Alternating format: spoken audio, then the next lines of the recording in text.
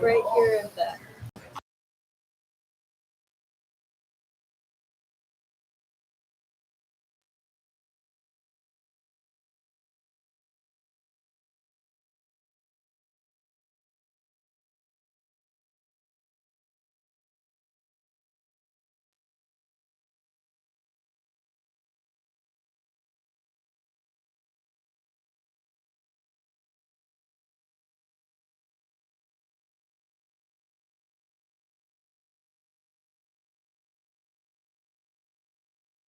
Kelly now, does that represent a lot of the game room owners?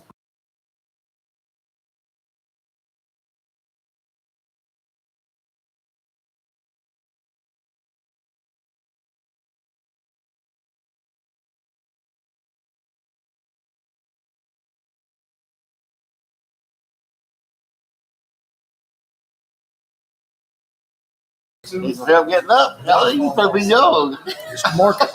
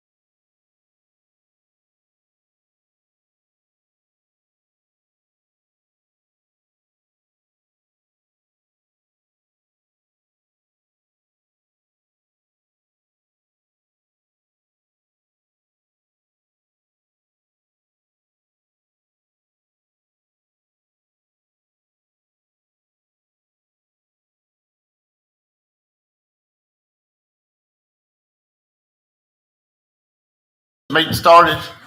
At this time, we're going to have the invocation and the pledge. Lord, we ask, everybody bow their head, please.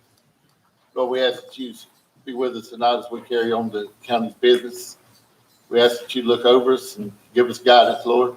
And we ask you to look over this country and help correct some of the things that's happening that we need help with it, Lord. And at this time, we ask that you will give us guidance for the military on removing our soldiers from foreign countries, and we pray that you be with our military during this transaction. And as always, Lord, we ask you to be with us as we give you all praise and the glory. In Jesus' name we ask, amen. Amen. I pledge allegiance to the flag of the United States of America and to the republic for which it stands, one nation, under God, indivisible, with liberty and justice for all.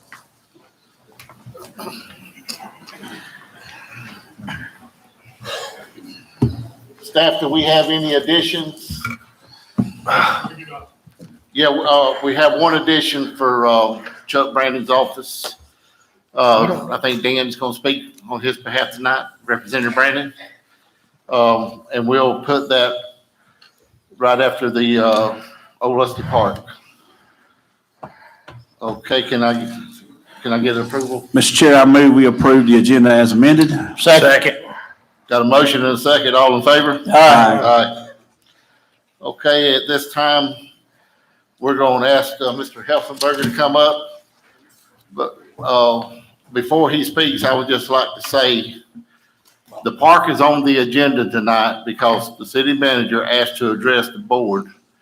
Before we get started with the park, I want to clarify a few things. If you pay attention to the map, can we get the map up, David? You will see that the county does not own the whole park. The county owns a section of the park.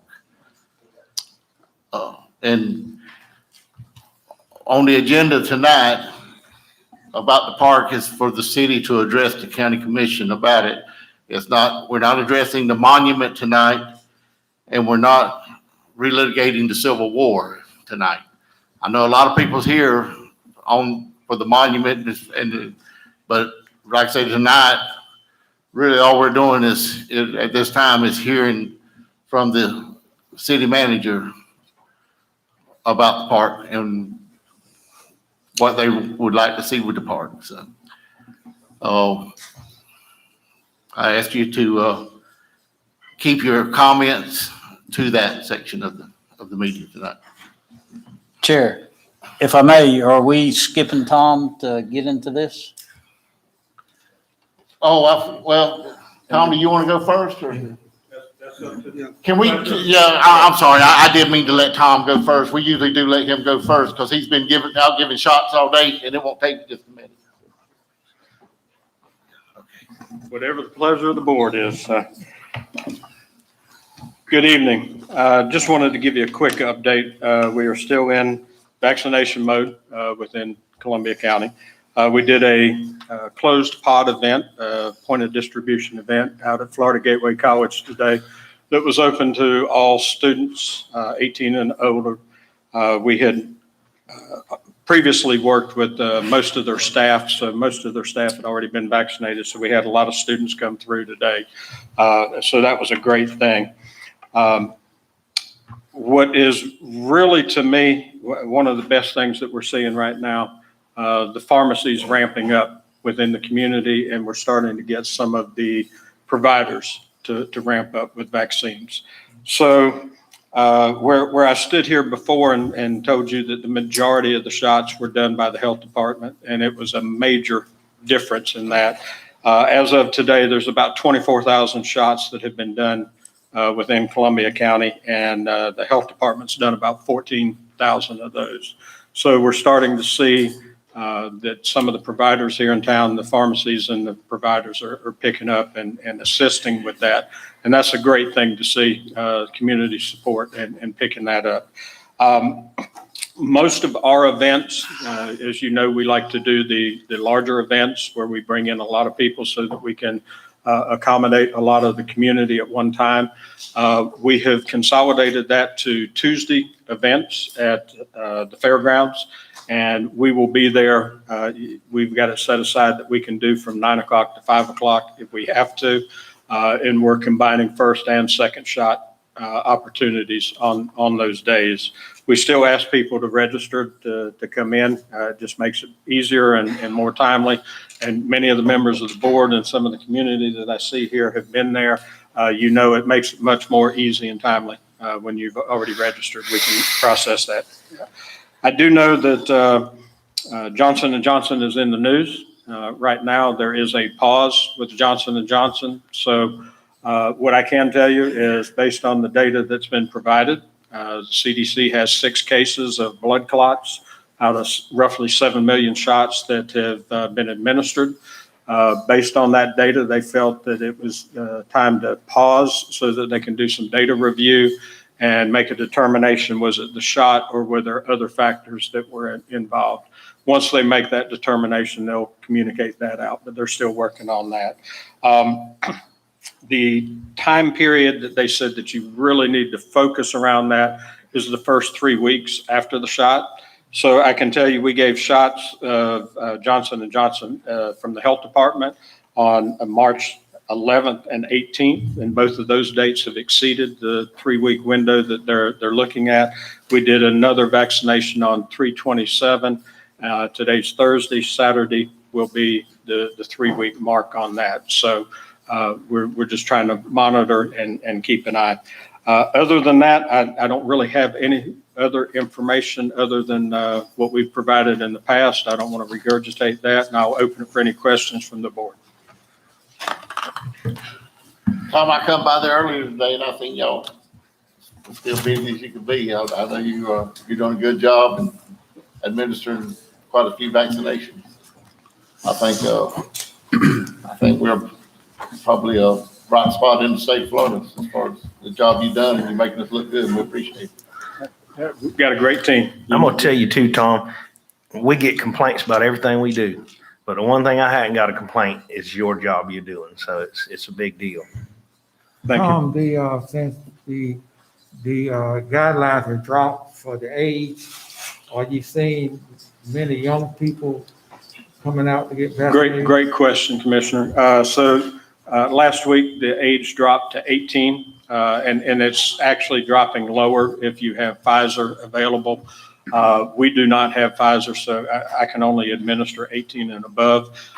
We're not seeing a large contingent of people coming out, but we are starting to see a trickle, and I think it's a community issue. So if 1 or 2 people within a group get the vaccine and they're communicating it with their friends and cohorts, then we're starting to see it pick up. But it is a slow uptake from the 18 and up crowd right now.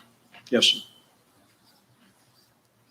And we see the rise in corona infection in young people now, and they are the ones that really think they are more macho and hard-nosed and can't catch it, but those are the ones that we really need to try to reach now. Yes, sir. The spike in cases is among young people now. Across Florida, they're starting to see, between the age 24 to 40 in that age range is where the higher cases are. And one item that I did not mention that I typically like to, I keep a 7-day running total. Right now, we keep flip-flopping between upper 50s and low 60s per 7-day. That's positive cases.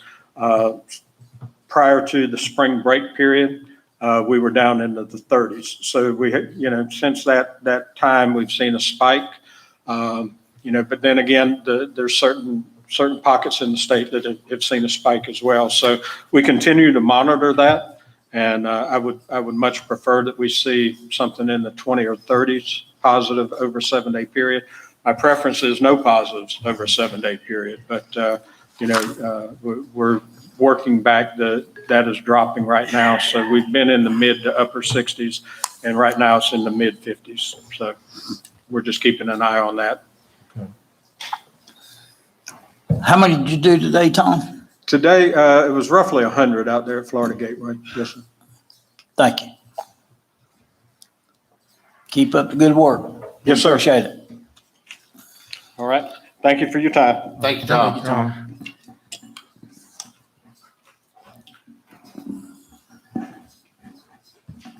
Go ahead. Okay.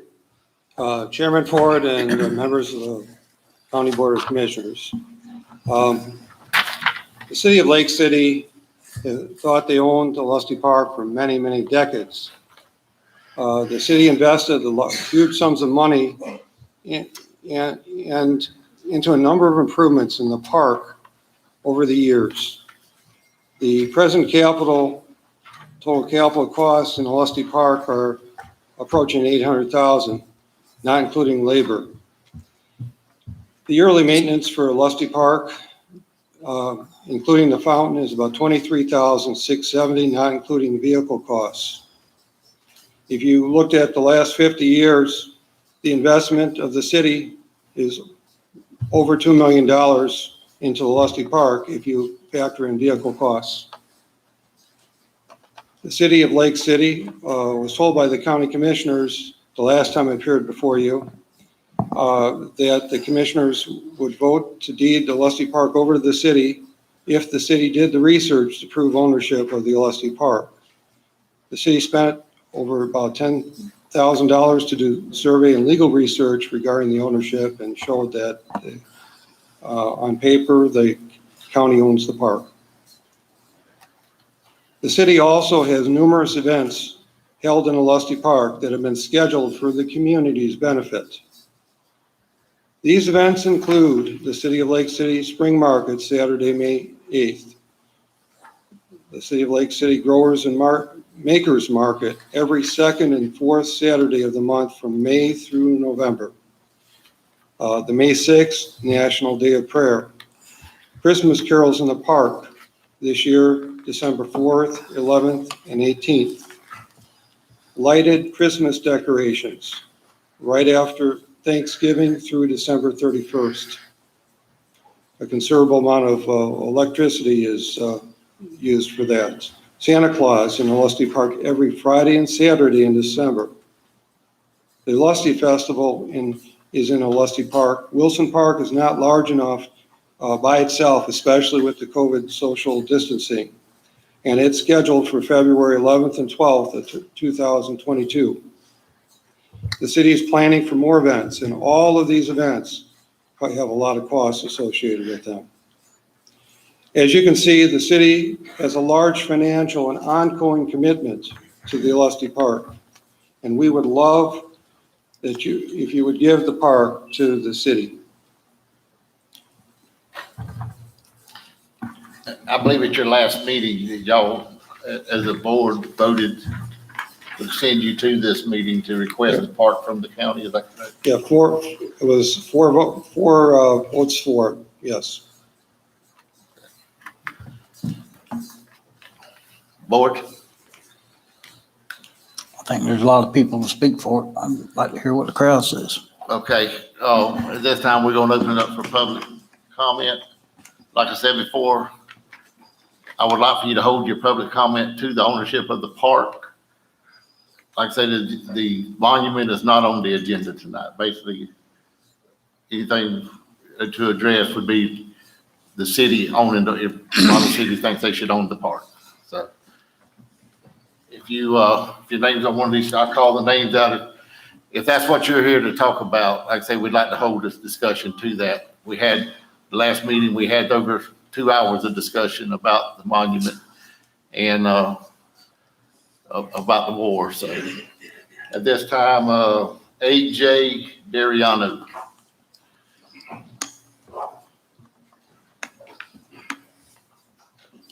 My name is AJ Dariano, Columbia County, Florida, District 4. I'm here, I understand the amount of money that the city's put into this park. And I don't disagree. That's a lot of money. It is a lot of money. But I'm here to say that if their goal is to obtain the park so it's not wasted money, then let's put a stipulation the monument stays where it's at. If they want to move the monument and that's their only goal, then that proves that right there. But the bottom line is the monument stays, they can have the park, period. I mean, we discussed the Olustee Festival last meeting, that it's no longer in the county. He just said it is next year. It'll be here. So that's money coming in right there. They're going to have their money if you give them the park. But there's no reason that the monument has to go for them to have the park. None at all. I don't know if any of y'all been to Oak Lawn Cemetery and seen the condition that that city keeps that cemetery. That is appalling.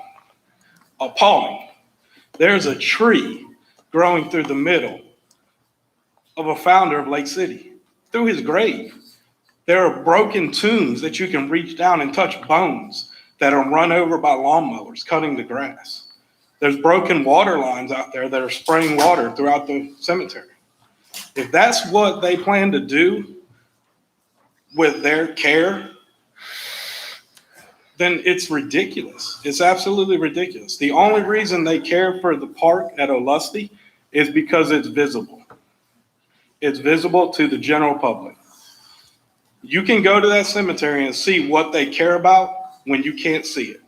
Sight unseen. It's appalling. It's absolutely appalling. Some of you have been out there. You made comments that you've been out there. It's ridiculous. Some of you were brought to tears at the sight of that cemetery. And I'm not just talking about the Confederate graves. These are citizens of this city that they could care less about. They could care less. It's proof.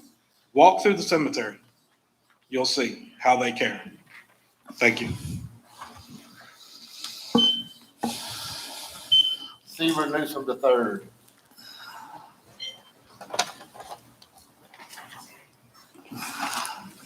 Hello, my name is Seaver Newsom III. My address is on file. Columbia County owns the park. 4 of you voted to keep the park. The Lake City Commissioners have said they want to move the Confederate monument. Now they just have to find someone to do it very cheaply, and they will. The 4 of you know this. So if you get the park back to the city, you will be responsible for what happens to the monument. A city official went back to the black churches in the community asking them if they wanted a monument put up to honor the black soldiers who fought at Olustee as a compromise. They said no.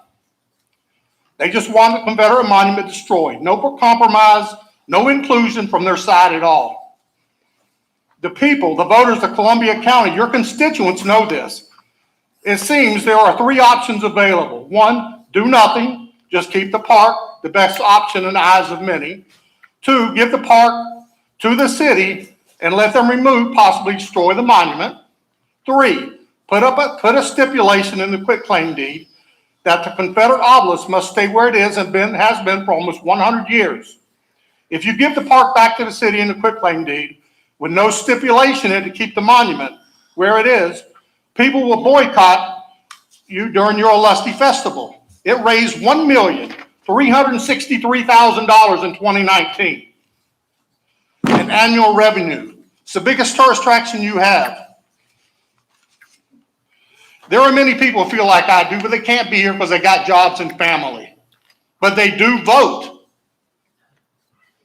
We are asking the 4 of you to be honorable men.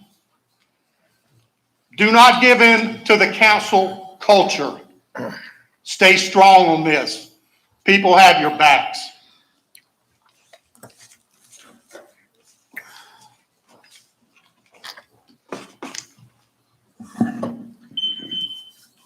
Before we go calling other names, is all these, I've got 3 or 4 more cards here. Is everybody speaking on the monument or are they speaking about the park?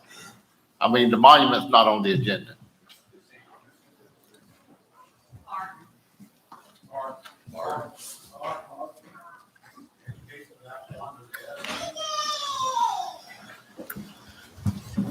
Danny Roberts.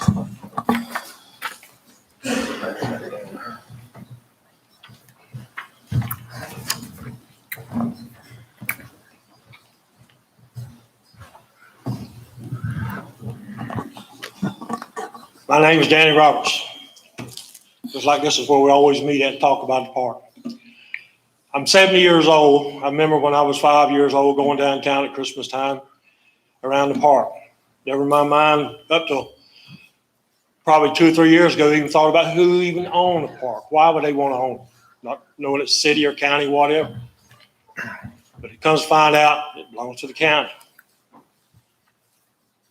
But it don't belong to the cities, and it don't belong to the county. It belongs to the people. It's who the park, I feel, belongs to. Robbie, I was at the city council meeting last week when you went in there and you apologized for the way you voted. Each one of you vote for the people in your district is who you represent. That's who you stand up for. Hopefully that's the way you're going to vote on this right here. Hopefully each one of you talk to the people in your district, not only about this problem, but about all issues in this county and in your district. I hate to see anything happen like this, arguing over a park, and I always, for the last week now, I put myself in a position each morning at 5:30 when I wake up. If I was a judge, how would I handle this? I brought this up week before last in this meeting. The park down at Big Lake. The city has taken the property. The county maintains it. Why can't you leave the park like it is? Let the county own it and the city maintain it. It's the same thing, just on a different foot. If you can't settle this thing, the only way to do this, honestly, is let the people decide what they want to do with the park. Thank you.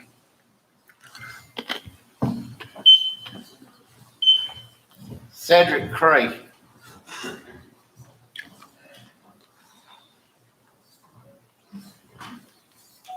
I'll go ahead and address all 5 of y'all, not just 4 of y'all. I've lived here for 40 years here in Lake City, and I've been to that park, walked through it, passed by it every day on the way to work. To me, if you're paying to maintain something, and you've been paying for years to maintain something, now out of the blue, somebody says, well, it's not yours anymore. 2 things need to happen. Either you give them the property or reimburse them for what they spent on it over however many years. You're right, we are not supposed to be bringing up the monument tonight, and I won't do that because that's what you all have asked. But I will say that as a taxpayer of Columbia County, a resident of Lake City, that I would like to see the park go to who's been maintaining it for however long the park has been there. Is there a certain amount of people here tonight that are fixated on not giving it to the city because they don't want a certain item removed? Yes, there is, which nobody is really asked to destroy that item. They simply want it relocated. But the simple fact of the matter is this. If you build a house and you live in that house for 30, 40 years, and out of the blue, somebody pops up and says, well, we didn't really know it was yours over the past 30, 40 years, it's ours. What would you do? Would you willingly give your house up if you've been paying God knows how much money on? Or would you ask those people to say, hey, look, I've maintained it, I've lived here, will you please deed this to me? At the end of the day, you all do have a responsibility to the people of Columbia County. You have, I don't care what side you're on, I don't care what race you are, or how you feel about the monument. We have a duty to do the right thing. And what I ask is give it to the city. And then let whatever debate happens after that happen within the city because the city of Lake City has been maintaining it. Thank you for your time. Neil Miles.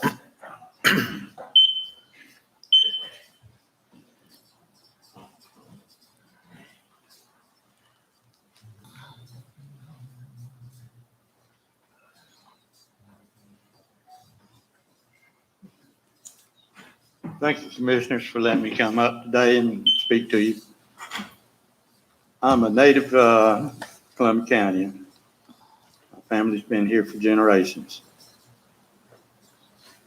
I come for you today, and I guess I'd use something that Commissioner Williams would say. When you limit somebody in regards to the park, you really putting the cart ahead of the horse. If I give away something that you own whether you knew it or not, before the reason why all these people are really here. Settle the issue of the thing that you banned tonight from me speaking.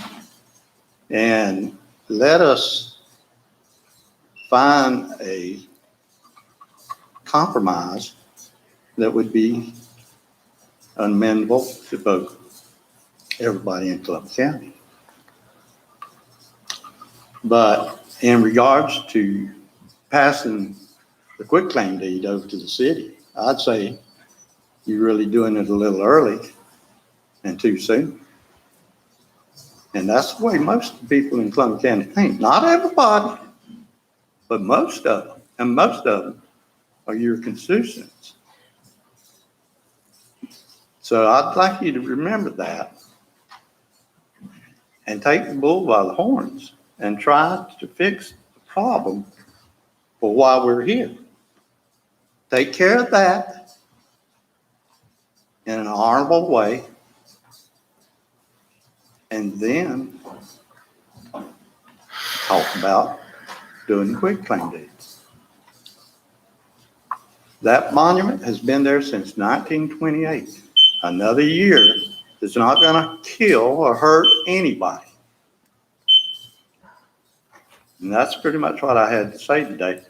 But I had some other things in regards to that compromise, but I won't speak to that because the chairman said that I needed not to say it. Mr. Chairman, Thank you. can we hear? I kind of want to know what his idea of a compromise is. You've probably done heard it from several other people, but the only honorable and dignified place to place the monument, if it was moved, is to the battlefield. You put it anywhere else in Columbia County, and there's going to be a group of people that will not be satisfied with that in any way. And you know that, and they know that. Well, you put it at the battlefield monument, park, it's out of the county. That's a plus. And I believe Baker County would be glad to have it. Even though it belonged to the state, if we gave it back to them, who actually appropriated the money for it in the first place. So just think about those things. But I certainly would not act on that tonight in regards to who owns what and who gets what. I'd certainly try to do what you've been voted into your offices to do, is to come together, whether you're for or against it, and nail this thing in the coffin where it won't where everybody will be fairly happy about it. I don't think anybody or everybody will be happy about whatever you do. But you can't really, I know there's a lot of people that doesn't like the obvious, but it's got to be tackled before you do anything in regards to the park. And that's all I've got to say. Thank you. Glenn, how about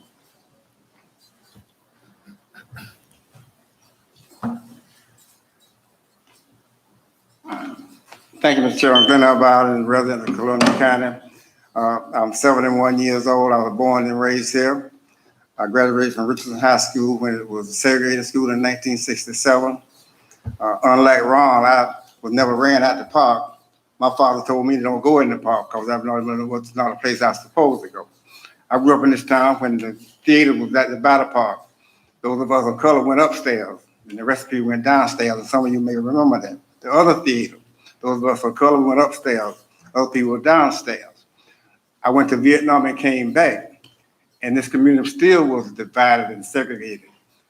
Bucks Bar at the end of Wilson Street in Marion, right there at that bar, had a white side and a black side. That was 1968, 69, come back from Vietnam.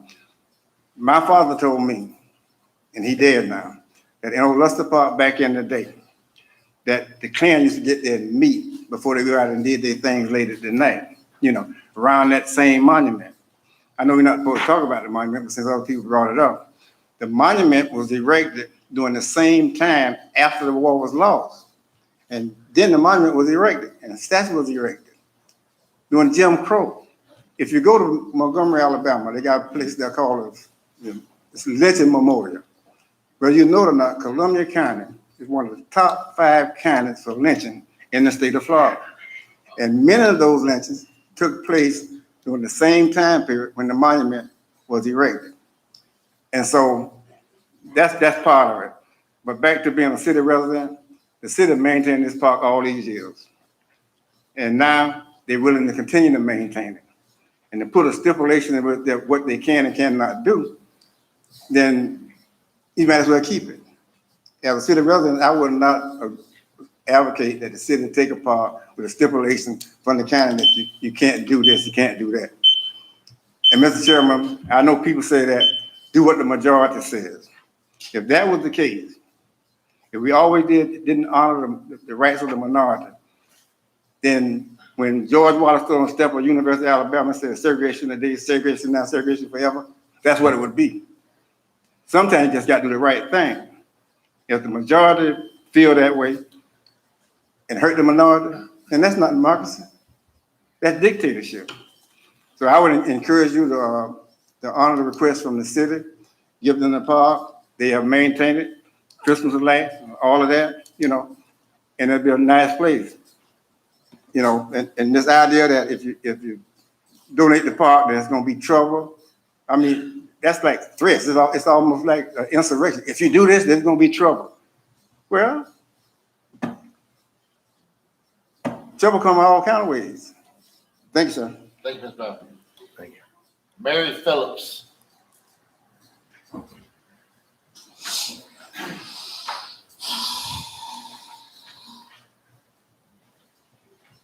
Evening, y'all. I understand I was a Lake City resident. I'm sorry, Mary Phillips, Columbia County resident, District 4.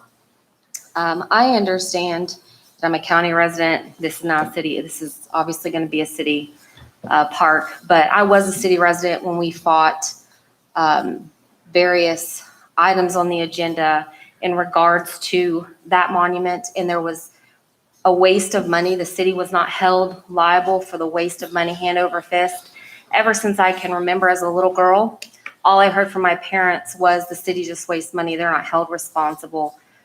If y'all give this park to the city, you aren't teaching them anything. They went in there and wasted so many people's money on that park when they didn't own it. I know many of you have received messages about us going across the street and maintaining easements that the county owns, or going across to a plot of land that the county owns and build something on it, and then 10 years later, us saying we own it. It's the same exact thing. And if you hand this to the city, you're telling them it's okay. You're telling the taxpayers in that city that it's okay for them to continue to waste the money of the city. There are stipulations you can put in if you are going to quit claim that would maintain ownership of certain parts. And I'm not just talking about the one that is obviously on the agenda tonight. There are other parts sitting there. One of the speakers that just came up spoke about how that certain spot hurts certain people, and it's not right to continue to hurt certain people. Well, there are other memorials in that park that I guarantee you are next. In Fort Myers, World War II monument is already under attack because it hurts certain people. In the Panhandle, there is a Korean monument that is under attack because it hurts certain people. This is history. That park belongs to the county. Y'all have the ability to do something that is right now. If you give that park back to the city, you know what their intentions are. A couple of you have seen where they want to move that to. I don't know if y'all know, but we took part in moving the Old Joe Monument down in Gainesville. It's $216,000 to move a monument that's a 10th the size of the Olustee monument. Who's gonna pay for that? It's gonna be well over $400,000 to move that monument. Is that not another waste of money? I know there's a gentleman sitting here in the crowd that said that he could do it for $30,000. I guarantee you he doesn't care about how that monument's moved and it'll break. It'll absolutely break. So y'all have the ability to make sure that those actions don't take place, and whatever happens to that park, in all of everything that's in that park, all the monuments, not just the one that's on topic, y'all will be held liable for. It is, y'all know better. That's it. Thank you. Vanessa George.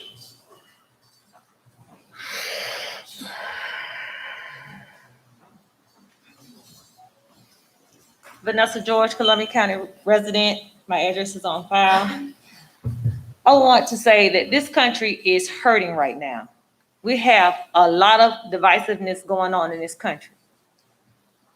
And we know the purpose of the park. We know why a lot of people here are here, why the reasons they're here, saying for the county to keep the park. But this is part of the reason why this country is being divided now. You have to do the right thing. This is not, just because they're the majority in this room now, this is not how the majority of Americans feel. Most Americans are pissed off at what's going on in our country. To all people that are getting mistreated and abused by law enforcement and citizens alike. Do the right thing. This is not your majority. Majority of Americans are not with this divisiveness that's going on in our country right now. We are hurting. Columbia County is hurting. Give the park to the city and let's do the right thing. Kyle Green.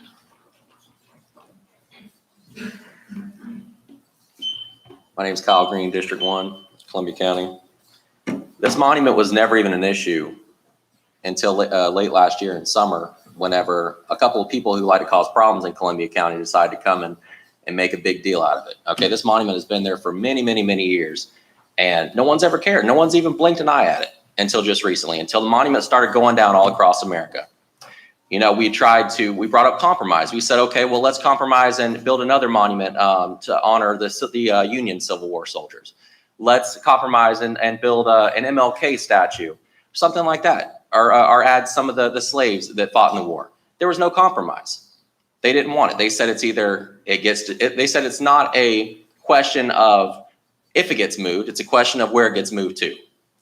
Okay, Mary was talking about if it got moved out to the graveyard, you know, the condition that the grave sites are and stuff like that out there, it would get demolished. It would get destroyed. Someone would go out there and just spray paint it or something like that.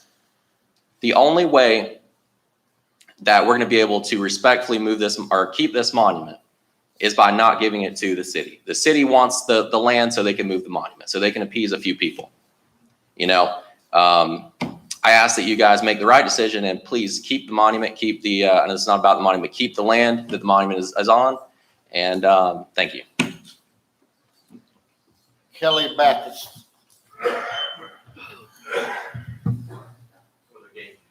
Oh, I'm sorry. Okay.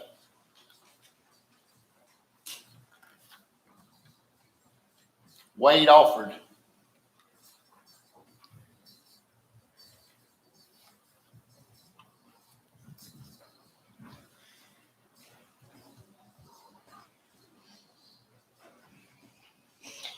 Good afternoon.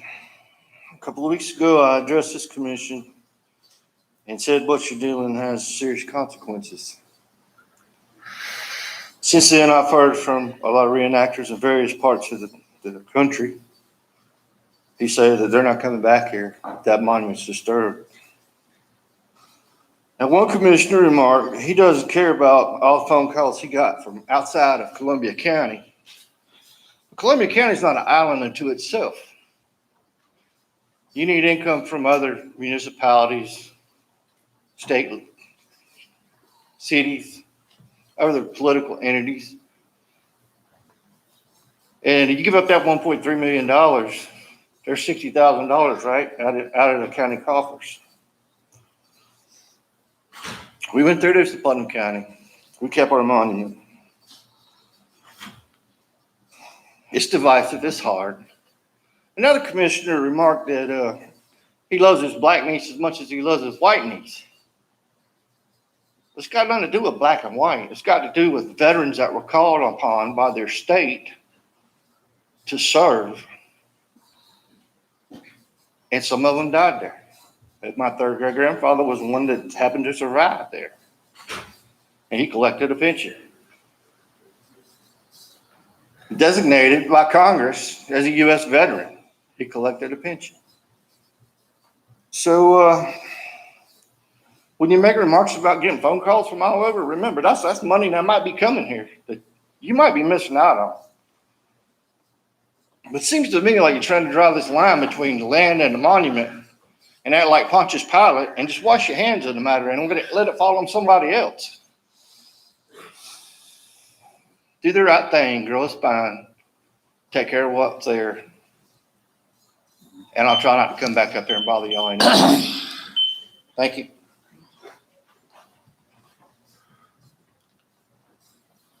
Sylvester Warren. Sylvester, I will warn you, keep it civil. I'm just telling you, I'm not putting up any antics. Whoa, I mean, you didn't tell nobody else that. Chairman, I mean, what's? You got 2 minutes. Wow. It kind of shows where some people heart and attitude is. Mr. Chairman, it's unfortunate that you feel that way and think that I'm about antics. I'm about unity and I'm about equality. And it's just unfortunate that you can't see nor can you understand that. And that may be outside the scope of maybe your education or foresight on things. However, I will say this, that for me, you said that no one was supposed to talk about the monument. It was all about the park. And so what I'm going to do for you, Mr. Chairman, I'm going to respect that. I'm not going to talk about the monument. Let's talk about the park. Because I remember Mr. Chairman said, Mr. Rocky Ford, Mr. Chairman said that if a person paid for something for 70 years and we sat here and we talked about it, and I was right here in this meeting and everybody sitting up here that are men said, you know what? If they own it, they made that type of capital improvement, they put that type of money in it, we should give them the park. Back in September, the same commission, minus Mr. Hollingsworth, said that if they prove that it's ours, then we would quit claiming. I think the city has went above and beyond to prove to you, came tonight again to prove to you that they want it. To me, it should be about honesty and integrity among men and men keeping their word. I understand that people have folks in their district that may be pressuring them different ways. It's not about what the people in your district said. It's about what you went on record and you promised you would do. So for me, it's about integrity. It's about 5 men keeping their word as to what they promised they would do. And everything that this board promised they would do, these 5 men had nothing to do with any conditions upon the quit claim deed. It had everything to do, as soon as the city proved it's ours, we would gladly give it to you, is what these 5 men said. Thanks, Ms. Warren. Ms. Luca Harvey, Ms. Harvey, I'm gonna give you the same warning, keep it civil, or you will, I'm not putting up with any antics tonight. All right, what I'm gonna say is about the park. We're not gonna mention the other parts of this, but we all know that that's what we're all thinking about. But why do they want it so bad? If it's such a burdensome problem, it costs so much money to maintain it, why do they want it back? Because they make money off of it.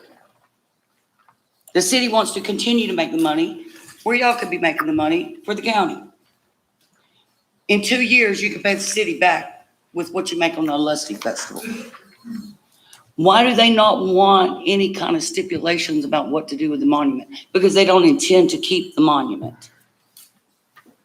Now, I know y'all don't want to hear it, but you're going to hear a lot more than this if something happens to that damn monument. One more thing. You don't see any Caucasian standing up there in security vests trying to intimidate anybody, do you? Okay.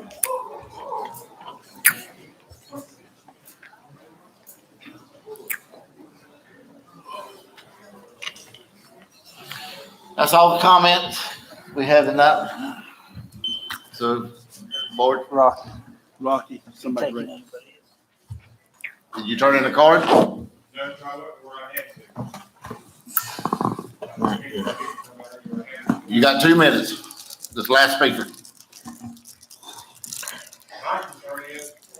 You got to the mic. Come up here. Give your name. John Harrison, retired pastor. Almost 69 years old, lived in this community most of my life. What does the park represent? I know one thing from what all has been said, God respects a grave. And whoever owns that thing, those graves need to be maintained. God respects everything there is about history. He ain't going to cancel no history or no culture. He's not going to cancel anything, but we're all going to have to give an account. And he loves us beyond our scope of understanding. People in that park lived and died that are buried out there for the freedom of this country, the South. And we need to respect every grave, period. I love this community, but we need to get off our own selfishness and do what's best for the park, period, because it represents the history and the love and the grace of God that put this country together. This is God's country, not our country. We say it's ours. But when one day, we're all going to give an account, and we'll realize then whose it really was. Those people that came over here on the Mayflower and brought those black people with them from where? The continent of Africa, specifically Portugal. That was gracious. Now, no, they weren't perfect. They were sinners just like me and you. But they brought those people over here, and what happened to them? They were eventually set free by Abraham Lincoln. And they're blessed today. We all need to realize the grace of God that's on each and every one of our lives, and especially the community we live in. And if we can't respect the dead, we are really out of place where we are. And the Lord's going to have the last to say, and it ain't going to be long. The way this country looks now, it ain't going to be long. Thank you. I prefer the county and the city all to work together to preserve that. That's God's grace. That's God's grace. Thank you. Thank you.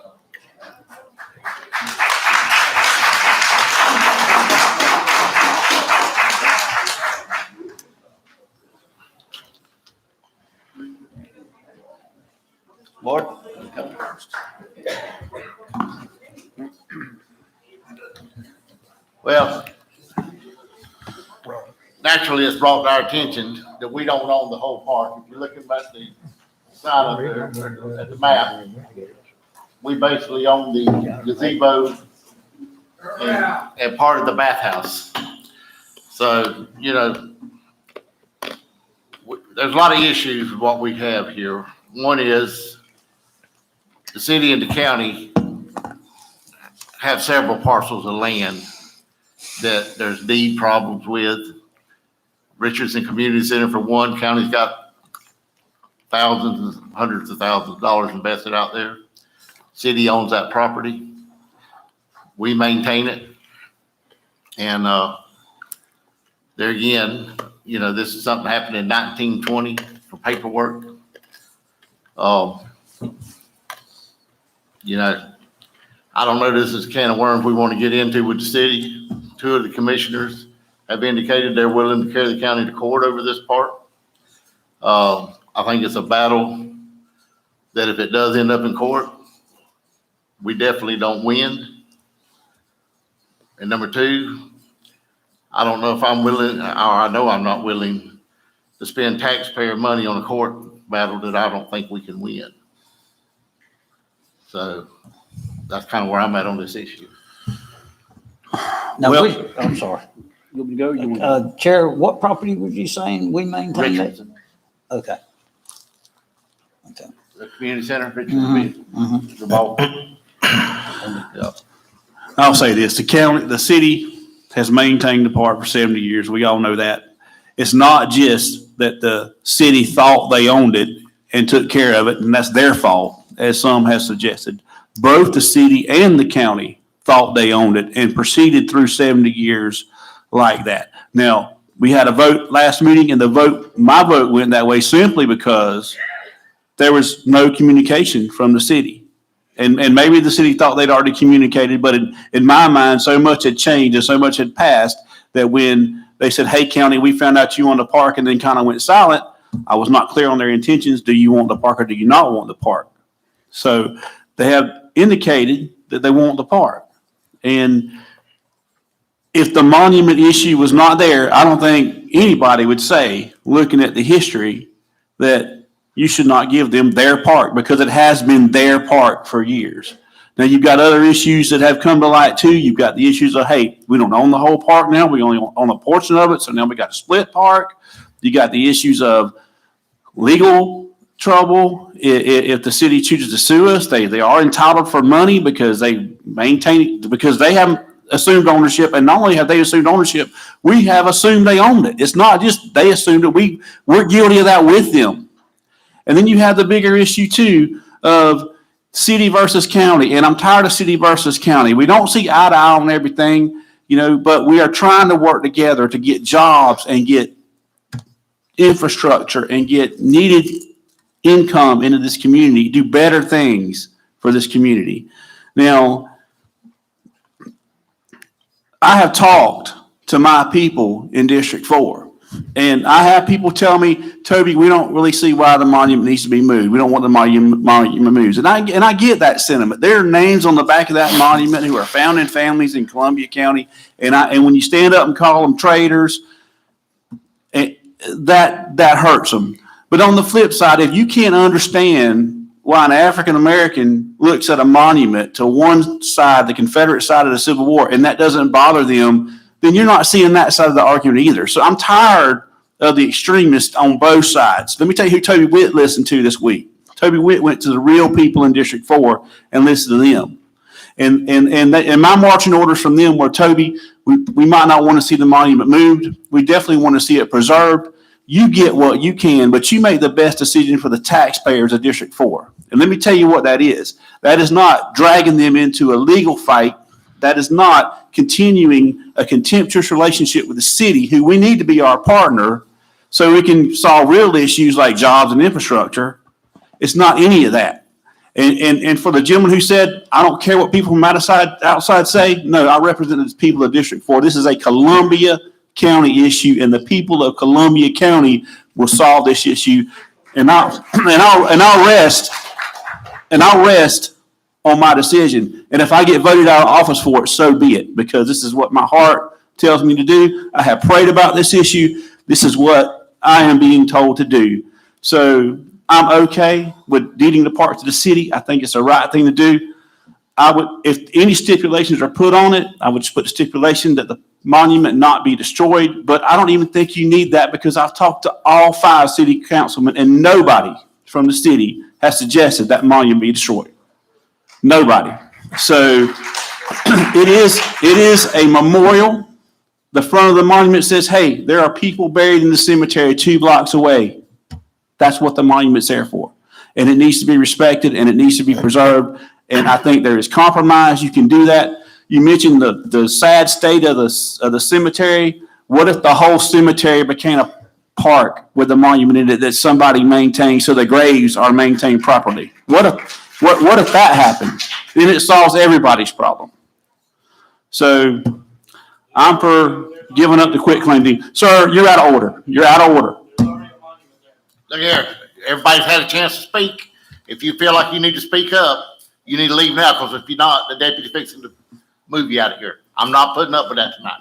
I'm telling you, we're not going through that. So Chairman, I know we're hearing from the extremes on both sides, but I can tell you I'm confident that the real people of District 4 are with me in my decision I'm going to make tonight. Okay.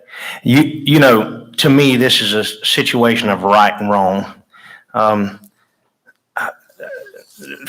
Without the monument even being a part of it, is it right to take this property from the city?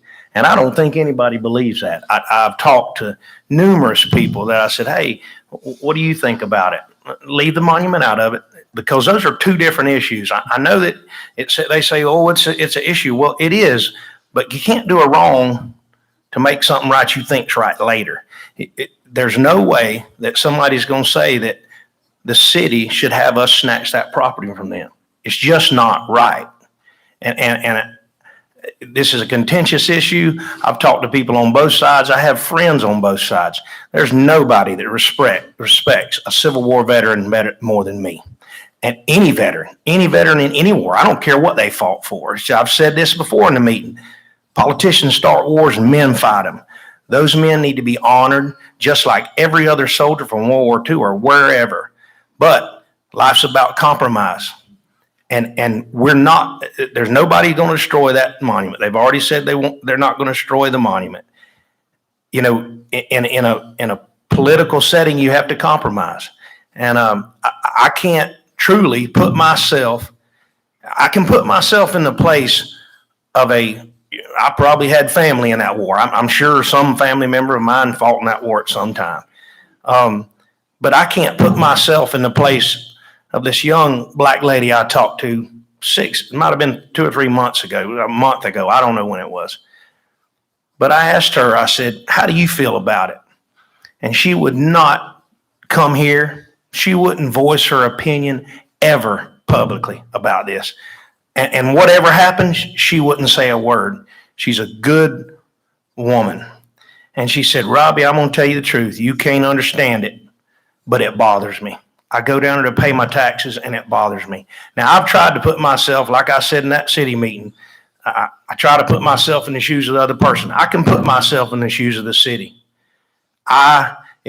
We found out they owned our baseball fields and they said they weren't going to give them back and they can't maintenance them and we're not going to have baseball fields anymore. That would not be right. I don't think the city would do that to us, and I don't think we ought to do it with them in the park.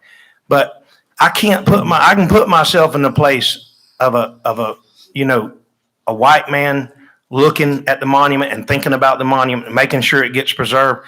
But I can't put myself in the place of a black man or woman. I can't. I don't know what my opinion would be because there ain't no way I can give you that opinion because I'm not a black man. So I am for deeding it to the city based on right, and right is right. And the other has to come later. The monument has to come later because right now there is nothing right about snatching that property from the people that have maintained it for 75 years. Thank you. And I simply stand by my statement that I made in the previous meeting. I agree with Mr. Witt, relevant to what he said prior. It's Columbia counties as a whole. It's no city, it's no county. It's Columbia County citizens. It was dedicated to the citizens, and we are talking about a statue because we wouldn't even be in this room tonight if it wasn't the point. I know I've been laced as a racist and this and that. I don't pay them kind of people no mind because real people in this room, black and white, they know Tim Murphy. They know he's not a racist. But there comes a time, like the older gentleman that spoke before,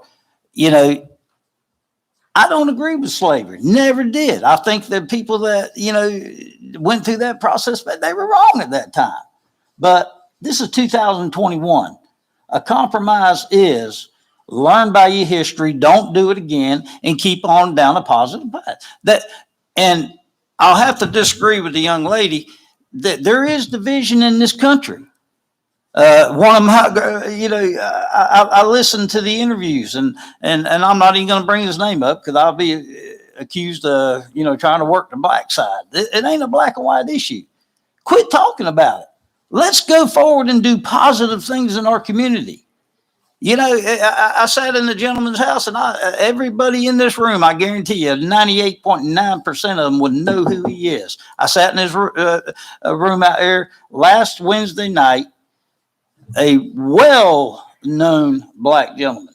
And it's like he told me, he said, Tim, he says, I get it. He says, I grew up with this stuff. He said, I get it. He said, but son, he says, you do what's right for what you think. And he says, it is not going to draw one grain of sand in between me and you. He says, you've always treated me with dignity and respect, and I'm going to continue. He said, if we disagree on something, we agree to disagree. Me and one of my mentors, Ron Williams, down there, we've argued for the last 25 years on some things, but we've also teamed up and and gotten a lot of stuff done in this world. Ron remembers all the hard days we had at Dixie Baseball, and, you know, we came together. But my point is simply this. You know, I agree with the chair. This is a land issue. I'll deed the property to the city in a heartbeat. But I want the city to have due respect for the majority or all citizens of the United States in Columbia County. Leave the monument where it is. Quit talking about it. Let's go on and do positive things, bring jobs and what have you there. It's history, bad, good, or whatever. It's beyond us. Let's learn by our mistakes and let's go on and let's be positive. The gentleman sitting in this room, and I'll quote exactly what he told me. If you think for one damn minute a flag or a piece of stone is going to direct me on how I carry on my walk in life, you're crazy as you can be. And that gentleman is a black man, and I respect him as much as I probably did my daddy. And that's a fact. And he's sitting in this room. So, I know Mr. Williams is waiting to speak, but I'd like to hear forward, but that's where I stand. Yes, sir.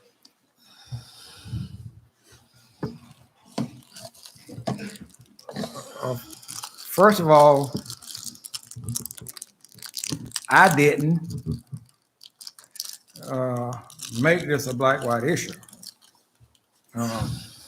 Gentleman got up and spoke and said, I hope you four gentlemen do the right thing. There's five of us sitting here, so apparently I was left out the four.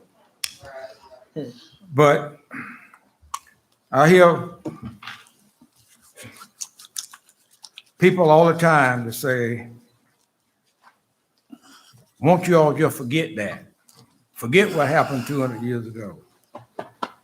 You just need to walk in a black person's shoes for one day. I'll see both ends of it. I'm a reenactor. I fight, reenact the Civil War. I've gone to dedications with my white counterpart rebels. They have gone to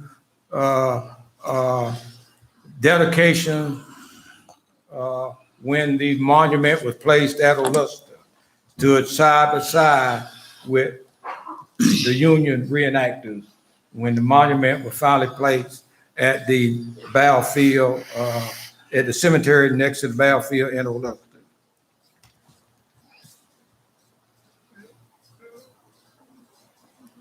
When we say there's not division in this country or in this county or in this state, and you don't see it, you're like a mule with blinders on.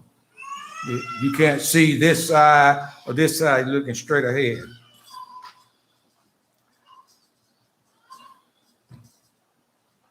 I look at it from a biblical standpoint, Reverend, that if you believe, and I said this last board meeting, if you believe in the book of Genesis to Revelations, we are all God's children. Amen. There's no black and there's no white. There's no Jews. There's no Gentile. There's no Catholic. There's no Protestant. We are all God's children until we can come together and work as one, as Americans. Sure, there are bad things happen, and what eggs me the most is when the people say you need to go back from where you came from. If that's the case, we all need to go back. We're all immigrants, and we all need to go back from where we came from and give this land back to the Native American, because it's their land that we took from them. So we don't own America. We took it from the red man. So we're all immigrants, but we are all children under the eyes of God. Some want to accept it and some don't. there were tragic things happen to the black man from 1619 until today. The article just came out 2 months ago about Thomas Jefferson. Had a whole black family that he got a 16-year-old slave girl pregnant over in Paris when he came the ambassador to Paris for the United States. Raised a black family. His black wife stayed in the basement, built a room for her under his bedroom. So there were atrocities created. But if we keep fighting the Civil War, we ain't gonna never get together. And I guess you say, well, Ron, you just said that you're a reenactor, you do so. Simply because of what happened during the Civil War. We need to remember that the only way that a black man gained their manhood was participation in the Civil War. When the black man took up arms to fight for the Union, we became citizens. The 13th Amendment, the abolishment of slavery, there was over 2 million black people freed under the Amendment 13. So there are scars. But I can understand how one might feel. But there has to be a compromise. We cannot continue to act like they act in Washington, D.C., where you got the Republicans on one side and the Democrats on the other, and neither one of them want to help the other do a damn thing. We got to begin to work together. And I don't buy this about I've been in Lake City these many years. I've told you before, Pompey Parnell came to Columbia County in 1843 as a slave under J.T. Parnell. Right out there in the hilly woods that I live in now, out of Winfield. When we have family reunion, the Parnell side of my family come to family reunion. And when they have a family reunion, the black Parnells go to their family reunion. We get along. So I don't want to hear this thing about I've been here and I've been here this long. We are in our 7th generation, the Parnells. My mama was a Parnell. Every time that somebody come in my office, when I was a construction picture, I have a picture of my mom, grandma sitting here on my desk, and I got a picture of her mom and dad sitting in the back. If it's a white person, before they leave, they gonna ask me, who is that lady right there? I said, that's my mama's mama. And that's her mama and daddy up there. You know what they say? She white, ain't she? I said, well, you know how it was in those days. Things happen and nothing we could do about it. I'm not bitter about that. But you change things. You do things different. We got to love one another and we got to respect one another. There got to be common ground where all of us can meet on common ground and move forward.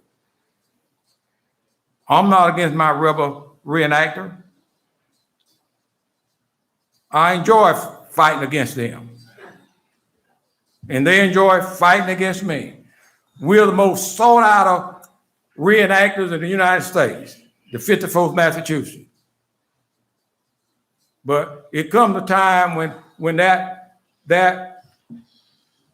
if most Americans got along like we do as reenactors, respect the dignity of a man, regardless of his color or his creed, respect them for being a man, that's what counts. And we need to do some soul searching. We need to look in our soul. And when we say we accept Jesus Christ as our Lord and Savior, we need to mean that. Somewhere I read or somewhere I was told that we are our brother's keeper. And how can you love me and don't love your neighbor? We got to love one another. We got to work together. We got to compromise. I'll tell you this, everything ain't all right with America, but it damn sure ain't all wrong. And I don't know no other place on this earth I would rather be in the United States of America. But I want to work with everybody because I love Columbia County, I love the state of Florida, and I love the United States of America. No matter what we went through, I love the United States of America, and I love American citizens, and I'll always reach my hand out to you. Right here in this board, I've been called some of the racist things that you think a person shouldn't call a black county commissioner. Right here in Columbia County, since I've been on this board of county commissioners, racist comments to me. And I sit right here, and my fellow commissioners will say, Ron, we apologize for that, but how do you take it? I say, it's like this. Somebody has to be a man. On the way home, I would cry like a baby and beat on my dashboard. But I look at it this way, and I say this, must Jesus bear the cross alone and all the world go free? No, there's a cross for everyone, and there's a cross for me. Thank you, Mr. President.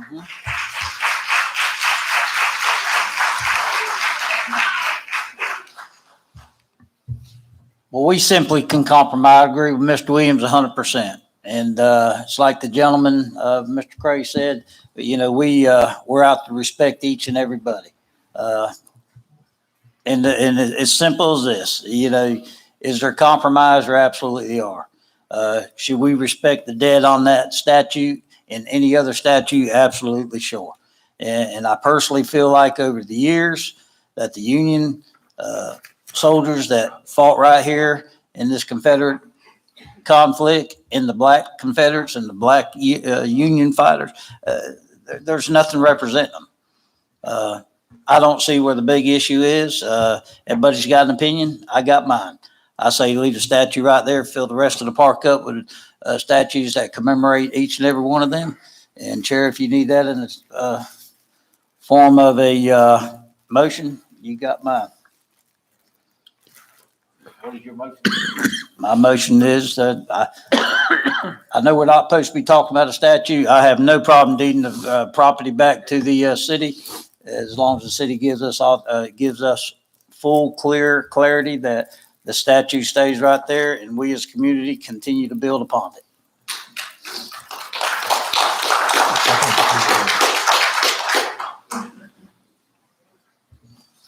Second.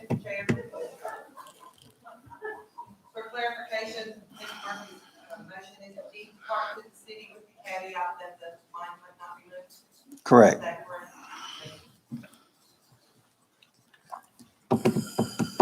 Is that even an option for the city?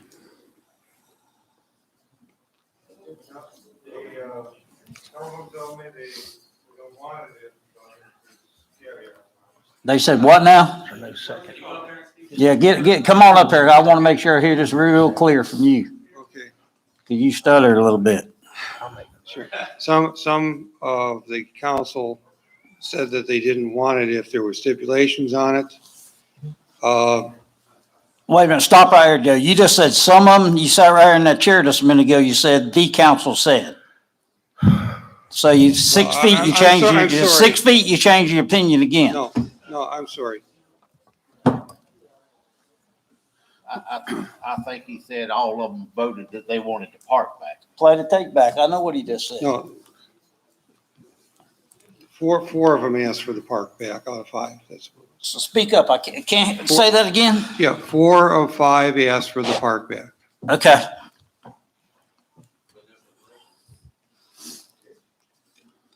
When it was mentioned, they asked that there be no stipulations.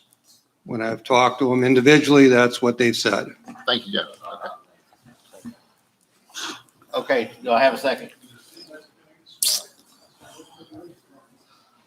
Okay, motion dies from lack of a second. Do I have any other motions? Mr. Chairman, I move that we, how do I word it? We do the quit claim deed to the city, just like we said we were gonna do when this first all started. Would you like to do a quick claim deed or a warranty deed? Whichever one they want. Warranty deed. I'll second that for discussion. And for posterity, Madam Clerk, it would be a county deed, a statutory county deed. Now that we know we do own it, there's no reason to quit claim. We do a statutory county deed. Mr. Helfenberger, I have questions.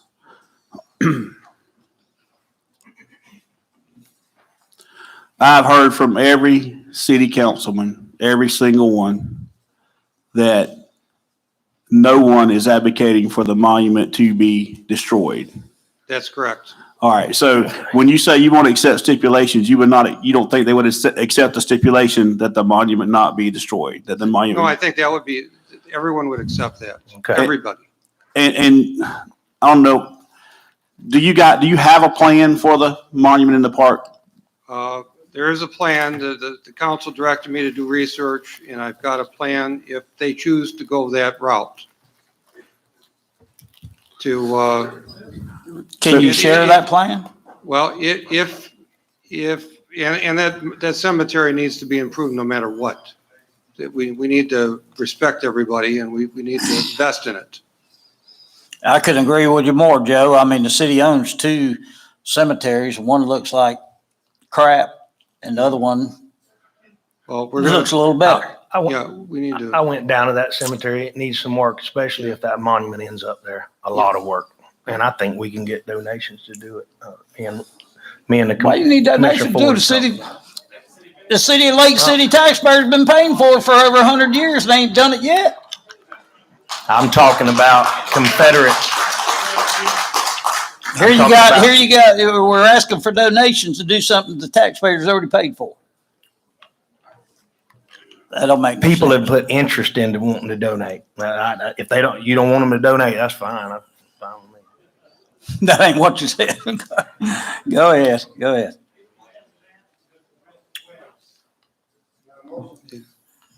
Okay, we got a motion, we got a second. I would just like to say, this is one of those issues with me, that the information keep getting more and more information.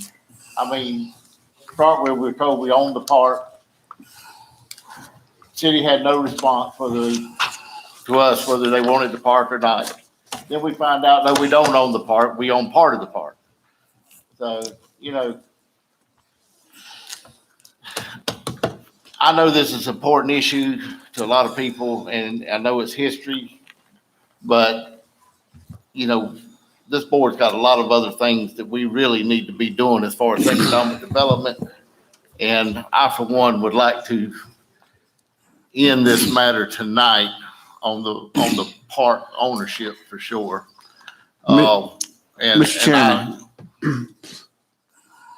why don't we see if Mr. Hollingsworth will amend his motion with the stipulation that the monument be preserved? I make the motion that we do the deed as the attorney suggested, and we have a stipulation that the monument is not destroyed. And I'll second that. Okay, we have a motion and a second to deed the park to the county, or to the city from the county, with the stipulation that the monument will not be destroyed. That's correct, right? All in favor, say aye. Aye. All opposed? Aye. So we have 4-1. Okay, at this time, we're going to take 5. You take 5? Okay, we're going to take 5 minutes. Please.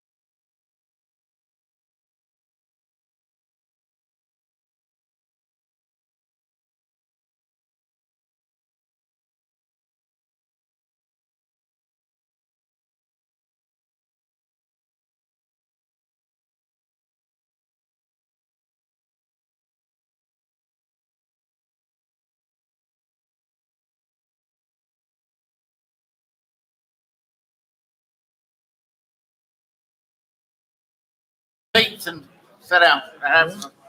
About doing what? Not tonight. You'll wait. Got business to do.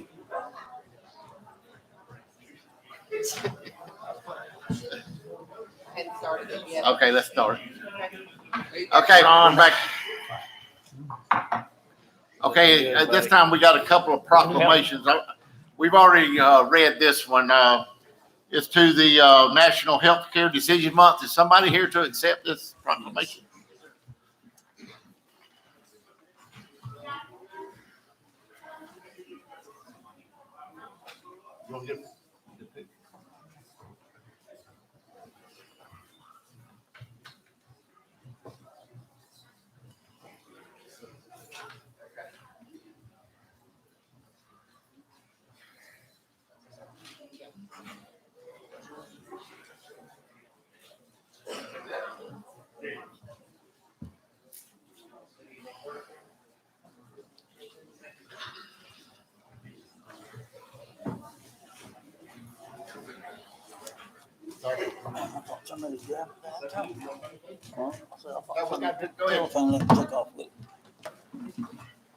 Just real quick, I wanted to say thank you to the, We don't, sir? go ahead. Just real quick, I wanted to say thank you so much for this proclamation. Haven recognizes the importance of each individual having the opportunity to complete their advanced directives. It's very important to have the paperwork in place for everybody so that someone can speak for you when you can't speak for yourself. In April, we celebrate the National Healthcare Decision Month, and Haven is happy to help anyone over the age of 18 complete their advanced directives. Thank you again for this proclamation. Thank you for all y'all do. Thank you. Thank you. Yes, sir. Yes, ma'am. My name is Todd Martin for Haven Hospice. Thank you. Okay, we have one more proclamation. Commissioner Hollingworth is going to read it. It's for the Youth Leadership Week. Proclamation 2021 P-08, a proclamation by the Columbia County Board of County Commissioners designating the week of April 18th to 24th, 2021 as Youth Leadership Week. Whereas the annual celebration of National Student Leadership Week began on a national level in 1972 by presidential proclamation, and whereas students across Columbia County in schools that are both public and private, whether online or brick and mortar locations, demonstrate leadership in the classroom while soaring above academic expectations in leadership capacities within academic, social, athletic, and community groups. And whereas student leaders make significant contributions to the climate and culture of their schools and communities, and it's important to celebrate their individual and collective efforts.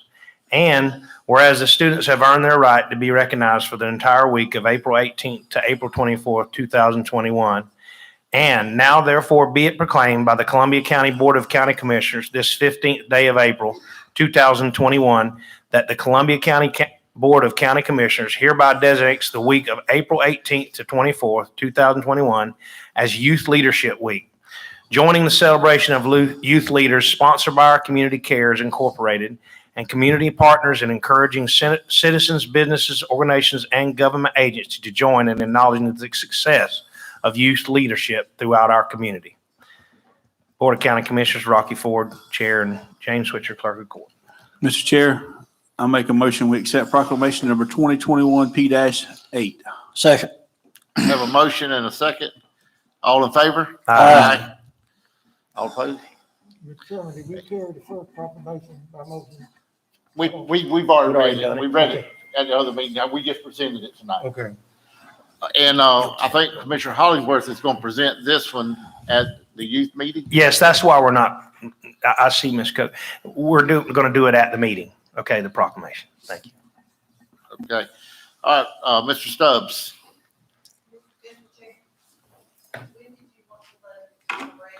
I'm sorry, you're right. No, come on up. We'll wait. Brandon can wait on you. Okay. Go ahead, Brandon. Good evening, Chair, Commissioners. Brandon Stubbs, Community Development Coordinator for Columbia County. And I have one item for you this evening. It's SD 0191 for Cornerstone Crossing at 47 It's a proposed subdivision for commercial. Y'all might be asking why this is coming back before y'all again. Y'all had approved the preliminary plat and construction plans for this subdivision about 5 or 6 months ago. During that time, the developer decided that the lot configuration was not what was conducive to what the market was. So they came back and resubmitted a revised preliminary plat and construction plans. But this is a preliminary plat and construction plan approval for Cornerstone at Crossing at 47, parcel number 08881-000. County staff has reviewed the preliminary plat and the construction plans and found it being compliant with our land development regulation requirements for subdivisions. This is in District 5, Commissioner Murphy's. The Planning and Zoning Board held a public hearing on this item on March 25th, 2021, and voted to recommend approval to the Board of County Commission. Okay, at this time, we'll open the public hearing. Is anyone here to speak on this?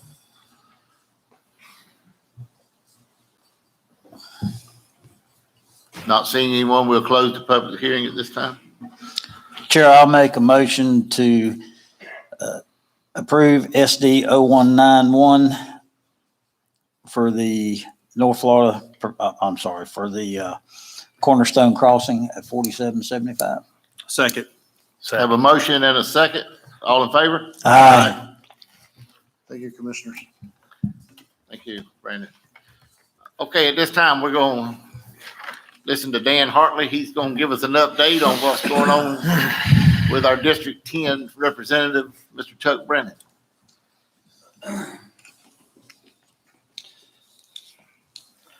Mr. Chairman and County Commissioners, thank you for giving me the opportunity to speak tonight. Just, it's that time when we kind of give you an update of what's going on. It's been kind of, I'm Dan Hartley, sorry. I'm with Chuck Brannon's office. I'm his district aide. This year's been kind of crazy with the COVID and the Capitol being locked down. So I know a lot of you guys used to see you up there, but unfortunately this year we didn't get to do that. So hopefully next year, better year, things will be normal again, or at least quasi-normal. Mr. Brannon's been pretty busy in the Capitol. He and our legislative assistant, Stosh, been working very hard. Just wanted to bring you up to date on some things that they're doing over there. And first one is the House Bill 371. It's a false reports of crime. This bill will enhance the penalties. The combined cost to all responding agencies, including federal, state, district, municipal, or other public safety agencies, are greater than $2,000. The person commits a third-degree felony when they do this. Penalties increase if there's a bodily harm, permanent disfigurement, or permanent disability or death. And these are bills, I'll just predicate it by saying these are bills that are in play as we speak now. House Bill 685 and 683 deals with the criminal conflict and civil regional counsel offices. This bill makes it statutory changes to bring these agents more in line with the public defenders and the state attorneys. House Bill 1159 and 1359 deals with the Department of Highway Safety and Motor Vehicles. This is an annual department bill that fixes some statutory issues that we've had in the past. Also puts Florida law in compliance with the federal codes so that the state of Florida can receive certain highway safety funding. We all know how important that is. Bills of interest that have passed that Mr. Brannon has co-sponsored and passed is a House B1. It's been very popular, or I shouldn't say popular, but it's been in the news quite a bit, combating public disorder. This is the main package that strengthens penalties and certain offenses committed in furtherance of a riot or aggravated riot and property damages. House Bill 5, this bill requires the Department of Education to strengthen civic education requirements, which is something I believe Governor DeSantis has been working on himself too. House Bill 511 allows farmers to repair their own farming equipment and requiring the manufacturers, for instance, John Deere, to provide repair information to the consumer. House Bill 753 revises and expands the scope of grant availability with the Department of Economic Opportunity for broadband improvements. Also, the bill reallocates 50% of the revenues currently allocated to the MCORS program. Broadband is very important, especially in these rural areas where, especially we learned with the COVID and a lot of kids being locked down and having to work online. We want to encourage that bill to make it through so we can expand the broadband for everybody. House Bill 1505 and 1507, these unanimously supported bills with streamlines Florida's workforce support programs, strengthen the apprenticeship programs, and require more career planning resources at public schools. And House Bill 1601, this is a very important bill that we had a lot of farmers who were very glad that we were pushing this forward. It's a bill that protects farmers, including agritourism, from being held liable for certain claims in tort laws. And that is the update that I have. I will open the floor for any questions or discussion. Well, one comment, and trust me, I have concerns about, I call it the riding bill. I believe that anybody that ride, burn, loot, they have to be put in jail. Yes, sir. And serve the maximum punishment. Yes, sir. But if the bill is vague for people that protesting, it leaves it up to law enforcement to determine, do I arrest everybody or do I pick out the ones that are doing what none of us want done during a peaceful protest. So I think we should really look at the wording of that piece of legislation to make sure that it does not infringe on the right of a peaceful protest. Yes, sir. And anybody else is doing all the other things that is unlawful to be done, they should serve the full pressure of the spill when it comes to justice for Yes, those people that are doing that. Yes, sir. And I think Governor DeSantis was behind this bill because we had so many people coming from out of state to different places just to protest. They were professional protesters, and they were causing lots of problems. And, you know, we typically don't have a lot of problems like that in our communities, but when you bring people from out of town to stir it up, and I think that was part of the reason that he was I call introducing them this professional bill. riders. What's that? Protesters. Professional protesters. Professional protesters, absolutely. Yes, sir. Unfortunately, there's big business in that. So this bill was hopefully to protect our police officers, which is paramount, especially in today's climate. So I would be more than happy to send you a copy of the actual bill. Please. I'd be more than happy to do that. Yes, sir. And when I get back to my office on Monday, I'll make sure I do that for you. Any other questions?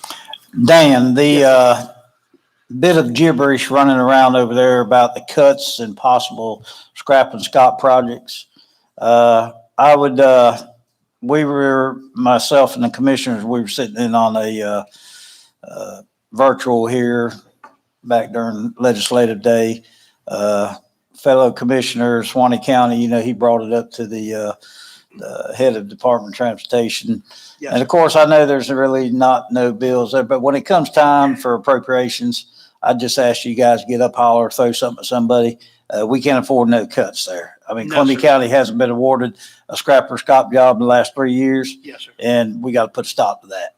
And, Well, I know Mr. Brennan's working really hard to get as much for the district as he can, and budget conferencing will begin soon, which will cover the scrap and scop. I'm sorry, the scrap and scop.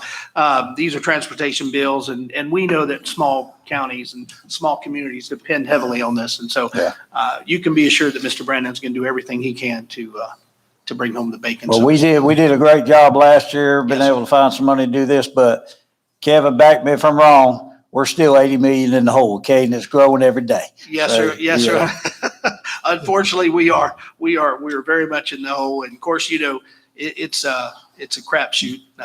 No better word to put it, but until the governor signs it all, and then he's got the veto power too. So we're just crossing our fingers for Well, that. we appreciate what y'all doing over Well, there. thank you, sir. Yeah. Thank you very much. One of the other things that I'm very concerned about, and I'm concerned in a positive way.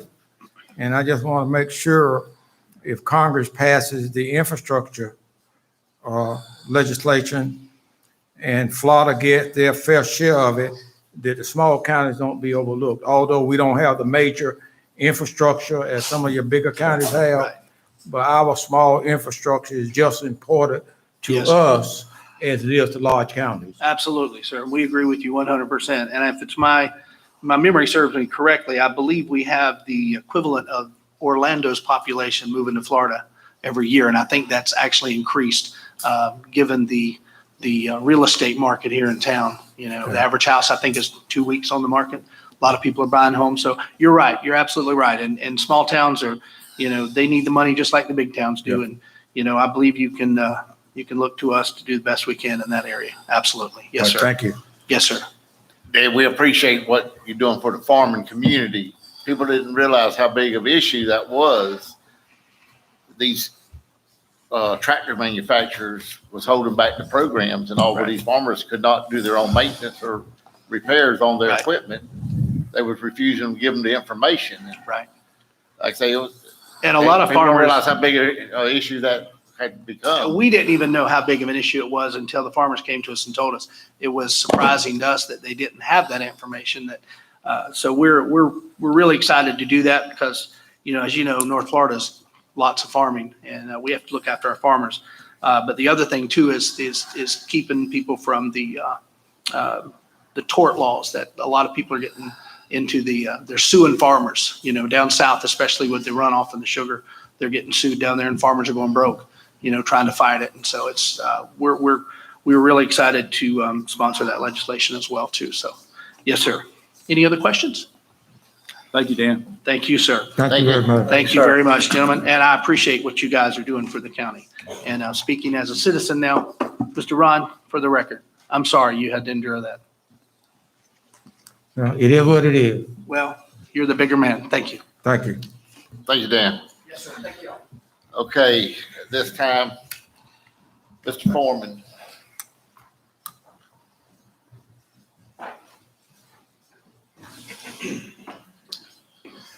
Thank you, Mr. Chair, Commissioners.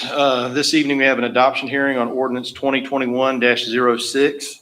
The board had previously requested the setting of this adoption hearing to hear an ordinance that would operate to prohibit commercial uses of simulated gambling devices in the unincorporated areas of the county. If adopted, the ordinance will make it unlawful for any person to manage, supervise, maintain, provide, produce, possess, use, or otherwise permit the use of a simulated gambling device for commercial, promotional, or pecuniary gain or purpose.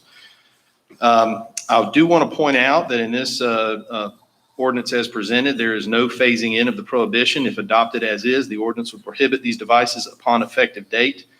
If there's any desire to phase in enforcement, amendment would be necessary to section 74-202 sub C, which now provides that the devices will be ceased, use of the devices will be ceased immediately.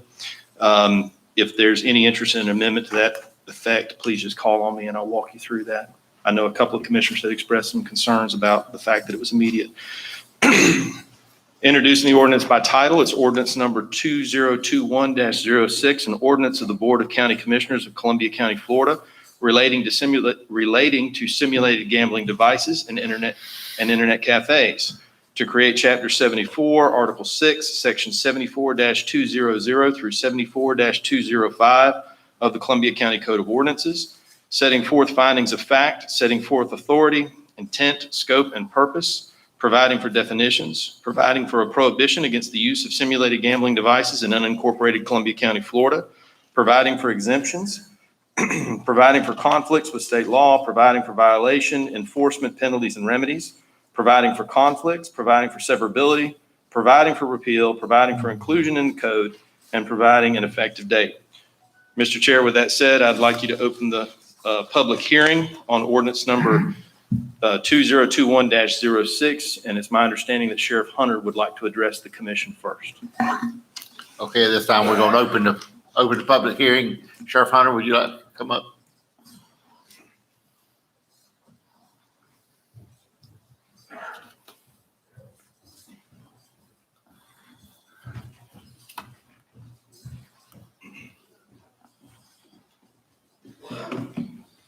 Thank you, Commissioners, and all of our constituents being here. I know that this has been a pretty heated item and has affected our county in a lot of ways. I know that last time, whenever we had the meeting, we were going to be coming to this point, and I've worked with the county attorney and gathered some information, but The problem we have now is we're just getting overrun with these types of facilities. And it's a reoccurring problem throughout our state. We've had four other counties that, to kind of back up and give you a little history. I don't know if you were here during the 2014, I believe it was, whenever they had the internet cafes that was supposedly donating the money to the Wounded Warriors project. That got brought out that there was a lot of fraudulent activity going on. There was a statewide task force established.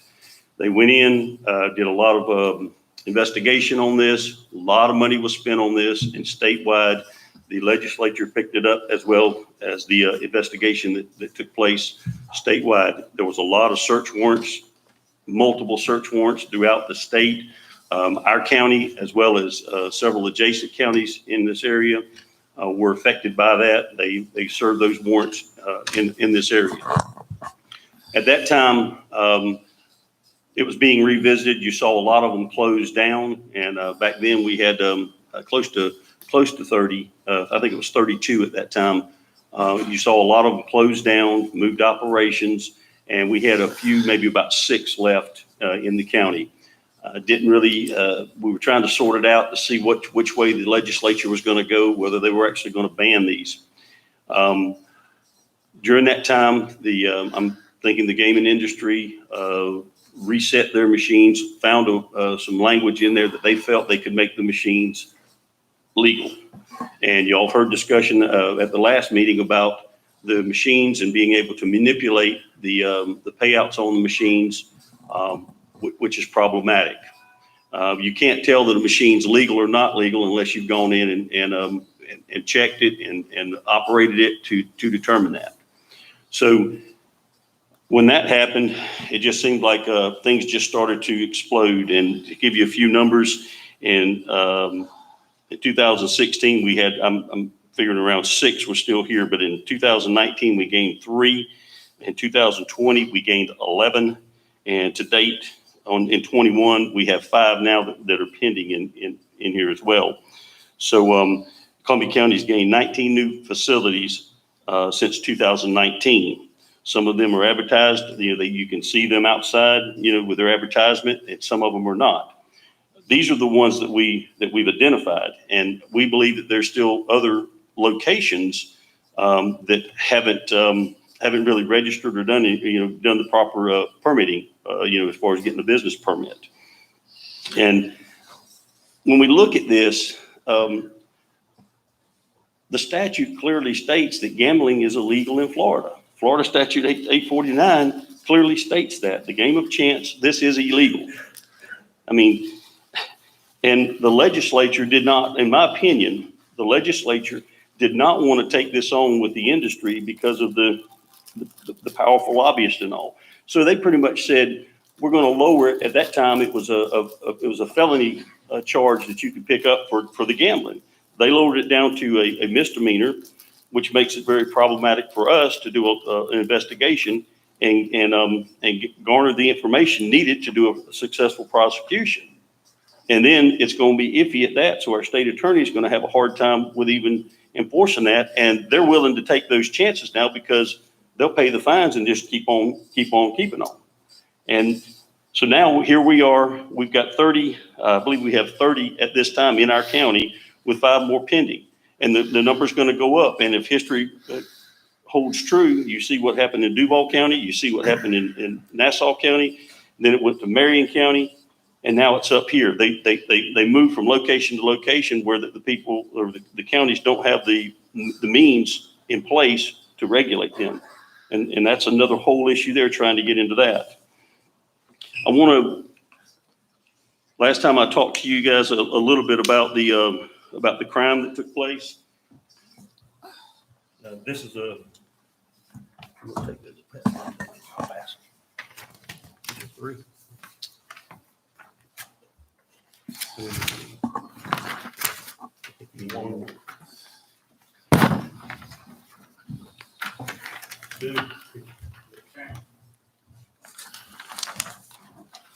I have a few extra copies here. But when you look at the crime, and I'm hearing, well, Sheriff, your numbers, how do you come up with these numbers? And one of the things we've been working on at the sheriff's offices with some of our technology is being able to try to geofence around the location. And that's putting a circle around the location in order to determine what types of crimes have taken place. And when you look at it, in 2019, we had 228 calls of various calls. All of these are anything from a barking dog to a homicide. In 2020, we had 645 calls reference these locations. And in 21 already, we've had 387 calls already. And that's a total of 1,260 calls for service. Now, people are saying, well, those may not be related to the casino or to the adult arcade, as they like to be referred to. However, when you have a magnet there that's drawing the people in there to it with this type of clientele that's sometimes drawn to them, it becomes problematic. So you'll have ancillary crimes that are going on in that area.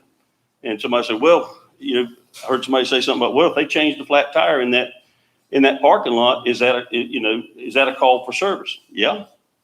But then again, too, if somebody's murdered in that parking lot, that's a crime too. However, comparatively speaking, looking at other businesses, you don't have this volume of call going on in that immediate area of another business. Is that making sense? Mm-hmm. So moving on down on this spreadsheet, I'm trying to refine this more and more, and we've got a program we're working on trying to get into that geofencing so I can give you some even more detail, which will help us later on if we have other issues. But it becomes very problematic to try to do the enforcement on these. Some of these investigations and from past history take anywhere from 12 months, a whole year, or 14 months, over a year to be able to go in, because you have to take and put undercover people that go in there that know what they're looking for. You have to train them up and go in there and to garner the evidence. And then all they're going to be facing is a misdemeanor charge. One of the things while I was researching this, and I brought this up last time, was 84903.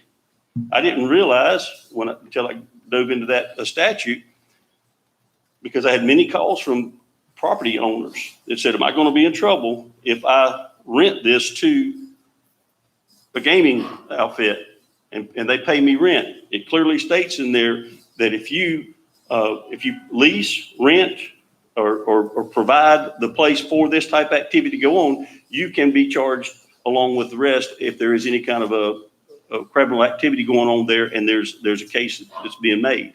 So, I think what's happening here too, they're painting this thing as it being legal for our citizens to go to.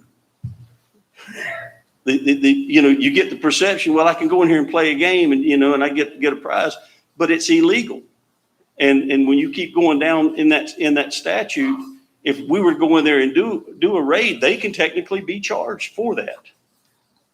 So I'm concerned. We're actually getting overwhelmed, and if we allow these businesses to continue in our community, it's going to be very problematic for law enforcement. So I'm in support of this ordinance. So I'd be glad to answer any questions if y'all have any. Can we hear the others? Maybe we might have to ask you to come back up. I'll be here. Okay. Is there anything that you think of that I? Okay. Thank you very much. Thanks, Sheriff. Thanks, Sheriff.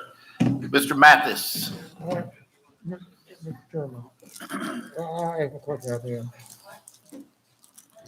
Can't hear you. She can't hear you. She can't hear you. Did you have a? She's No, taking I her. would like to get the chairman's attention. He was just yelling for the chairman. Wasn't anything about anything. Did you have something you want to say? Well, I wait to the chairman saying, I had a question asked the attorney. I said, I had a question asked the attorney. Okay. Yeah, you'll have to take the mask off because she can't hear you. Who's she representing? I guess the attorney. Yeah. Good evening, Commissioners. My name is Kelly Mathis, and I've been asked to address y'all on behalf of several of the game room operators. And I've been representing game rooms for quite a number of years, and I'm pretty familiar with the law and the issues that relate to them. I think I'd mentioned to one or two of you that usually when game rooms are on the topic, we're the hottest contested issue of the night, but not tonight.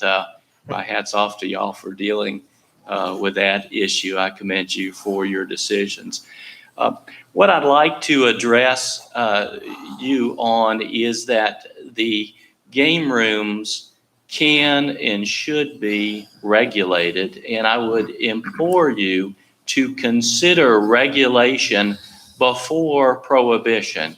In other words, give regulation a chance. What we have seen throughout the state is strict regulation will address a lot of your concerns. If game rooms are left unregulated, you have the problems that Columbia County is experiencing now. You have too many of them popping up, and I understand that's a concern. That can be addressed through regulation. You have crime issues, that and security concerns. That can be addressed by regulation and enforcement. You have some bad apples out there that are cutting corners. They're doing things the wrong way. They're not getting the proper zoning. They're not getting their certificate of occupancy, their certificate of use. They'll go in a facility that's not zoned for or made for assembly use. But those things can be addressed by regulation. By banning them, what you're going to lose is a lot of small businesses. You're going to lose a lot of jobs here in Columbia County. And there's some folks here, I believe, that you'll hear from that have jobs because of these places. You're going to lose places of amusement and entertainment that your citizens, your voters like, they enjoy. If they didn't enjoy them, if they didn't go, then they'd close down. There wouldn't be any business. But the fact that they're open, the fact that they're doing well means that people go and they like them. You're going to have lots of vacant buildings throughout the city. You're going to lose the opportunity to regulate and tax these game rooms. Regulation works. There have been counties throughout the state that have had regulatory ordinances. They've passed those, and when they enforce them, they work and they haven't had problems. Give the game rooms the opportunity to work with the county. I realize this is the first and only hearing on this matter. We would request some time to work with the county to craft appropriate regulations. There's several examples throughout the state. Lake County, a similar size to Columbia County, maybe just a little bit bigger, recently passed regulatory ordinance that was very strict and addressed some of these concerns. It required all of the zoning. It required background checks before an application was submitted for a permit. It required a very hefty fee for submitting an application to cover all of the cost of administration of these businesses. And they understand that those are fees that they should bear. If they want to operate the business, then they should pay their fair share. They should pay the fee that it costs to regulate them, to keep them in compliance.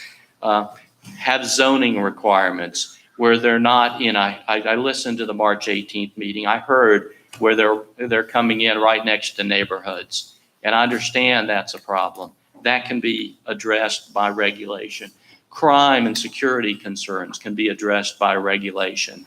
What we found throughout the state is that game rooms that have licensed, bonded security, trained armed security, don't have the problems. They don't have the crime. They don't draw the issues. They don't have the robberies. Those are expenses that they should bear. As the sheriff said, the calls for service can be anything from a barking dog, but that can be reduced. That can be addressed. Don't get confused. what you are doing is taking an activity that's legal, something that the county attorney and other county attorneys have called simulated gambling. If the games were illegal, if the rooms were illegal, you would need to pass an ordinance. State law already covers that. State criminal law would and could shut them down, and the sheriff would and could shut them down for violations of the criminal law. This is to take legitimate businesses and close their doors, shut their doors forever. I have petitions. I did not get time to get copy. I've got over 500 signatures. I assume that there's probably some more out there. This is just from 2 game rooms. A lot of the citizens can and do want these. Let them have that opportunity. Give us a chance to work with the county on strict regulations. I'll be available for questions at the end. Again, if there's specific questions on how the game rooms operate, what makes them legal, what the concerns are, and what the experience has been throughout the state. But in a sense, I kind of agree with the sheriff. The state has left this to the counties to address. And that is something that you can look at. But give regulation a chance. And at the very least, give them time to wind up their businesses. Don't close them down immediately. Thank you. I'll be available for questions. Before you leave, if you would, just for clarity, you're telling me or the people here that what the sheriff just said and what our state's attorney said, you're telling us that this is a legal operation? Yes, The games are legal, yes, Commissioner. proven in court. No, but they haven't been proven illegal. There's a difference of opinion. The sheriff just now admitted that there was a way to configure the games to make them legal. Correct. That the difficulty he was having was identifying which ones were legal and which ones were illegal. That can be solved by regulation. In other counties, what they have done is they have required, in order to operate a game in this county, you must submit a certified independent lab report that your software has been tested and complies with Florida law, complies with the sweepstakes law, that it is not an illegal slot machine or improper game. And what county is that? Duval County was one that had that specific requirement in their regulation that they passed in 2010. Since then, Duval County did reverse their course and close them. Because talking to some of the people in Duval County in the powers, this is just a Tim Murphy discussion, because it couldn't be regulated. It could be manipulated. You don't pay the guard at the chicken house to protect you, so to speak. So there's only certain people that go out there and do this kind of testing to people. That the discussions I had with some of the councilmen currently and past, it's splitting hairs, and I'm not arguing with you. I'm just saying, we're Duval County kicked them out. They did, but they also regulated them very successfully for many years until they stopped regulating them. And then they experienced the same problems that y'all are having now. And the labs that do test these are certified independent laboratories. Mm-hmm. But let me ask you this. Yes, How long does it take to manipulate a machine, change it from legal to illegal? The software that I've seen the reports on, only the computer programmer that has the source code can change or manipulate the But that can games. be done in moments, I'm sure, a couple hours, I would think. I think that's the problem the sheriff has.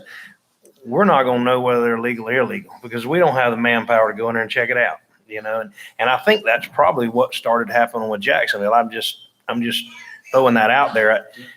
Computers are pretty quick, so you can manipulate. So I think that's probably what happened. I don't know that in Jacksonville, but it seems like it's almost impossible to regulate because you just have to have somebody regulating all the time. And we don't have enough police officers, much less enough regulators, Well, and so one of the responses to that is by requiring an independent lab report that this particular software operates a specific way, and this is the software stored on this specific box, computer box, and put a sticker on it or identify it by serial number, then you have that reassurance.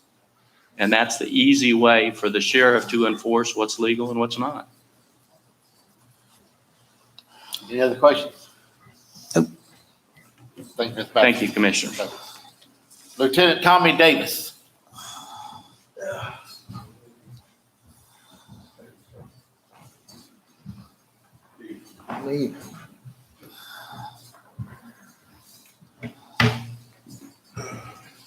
Good evening. I'm Lieutenant Tommy Davis. I'm a representative of Blue Shield Security, and I work at Treasure Casino. And I usually work 12 hours to sometimes 6 days a week, 7 days a week. So I've seen a variety of people and a variety of different things happen. So if there's anybody here that has firsthand experience, I do. Okay. I'm also a man of God. So some people question, why do I work there and whatnot? I've studied scripture, and I've seen that through different ways God has used men to do different things, okay? And I've heard these things about the monument and all these things. The issue that we're having is not whether the casinos are bad and this and that. All these things operate off of human, off of human beings, off of us. We determine whether something is good or bad. I agree with the attorney and I agree with the sheriff. Regulations are needed. They are needed. That creates jobs right there. That creates jobs. It creates revenue. Casinos are not bad. It is, we have bad people in church. People, banks get robbed. People get killed walking down the street. We have incidents where even law enforcement kill people and people kill law enforcement agents. So we can't act like none of these things take place and like the casinos is just a bad place, because I see all type of people coming there, black, white, rich, poor, just all different elements. I agree regulations, but I also agree that all these people here, why can't you come together the same way you pull a panel together to do these things? Why can't you pull a panel together to make this work? You know, I keep hearing about unity and division and all this stuff. We're in control. We are the people that God put in charge. This mic doesn't do anything. Money doesn't do anything. If I put $1,000 here right now and we left it alone, it'd be here. It's up to us. Why can't we as men and women come together and create an environment where it's balanced? God has given us the power and the ability to do these things.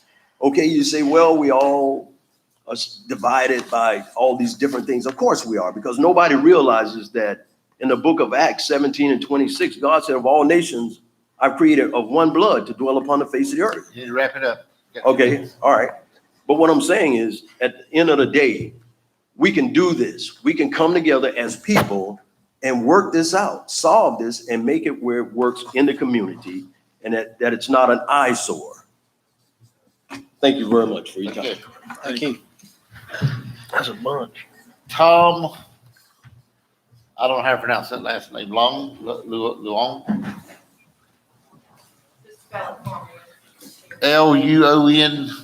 I believe. Yep.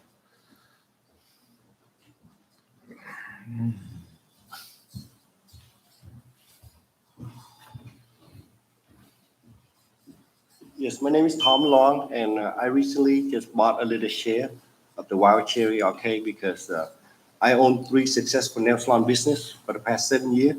And since the COVID hit, all my business, all them combined, I own $600,000 SBA loan.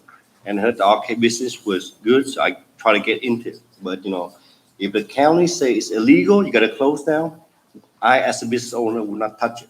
You know what I mean? So that's why I come here, just, you know, get the right opinion.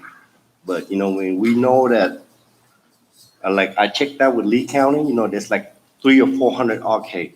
They're all operating with no security. The reason why is they in that part of town, not on a high-end state like us, where we have a lot of drifter that come in and, you know, they get stuck in town. But, you know, I mean, and the city, they tax them per machine, $35 per machine. They pay the state $50 per machine. You know what I mean? But like, you know, some people say, you know, please regulated, you know what I mean? So just somebody coming for business, you know what I mean? You make them respect, you make them value, you make them put more investment in their business, so they're gonna protect the business. Just, it's not just open up easy, you know? You tax them, make them pay $30,000 a year per arcade. You know, you have like 30 arcade, that's like $1 million to the county. You know, so they heavily invest in their business, so they're gonna protect their business and they're gonna do what's right. And they want to protect it. You know, with the COVID, there's like 20% of the restaurant in America. Anywhere you see, there's so many spots that close down. My nail salon, you know what I mean, I got down to 30% of the staff, you know, but I refuse to close because, you know what I mean, we are hard worker and, you know, we just gonna hang through it. But, you know, and, you know, I have the opportunity to invest in the arcade because I heard there's good money, you know what I mean? So, but now I have to swing back because they say that it's a hot topic, but, you know what I mean, as a business person, I will do what you guys say. If you guys say I cannot operate, I will not operate, you know what I mean? But just think about it, it's a lot of jobs, you know what I mean? It's like 500 jobs in the county. And, you know what I mean, I don't think any arcade have any problem paying $30,000 a year on tax. And that's a good, you know, good amount of money for the county that need it. Thank you, sir.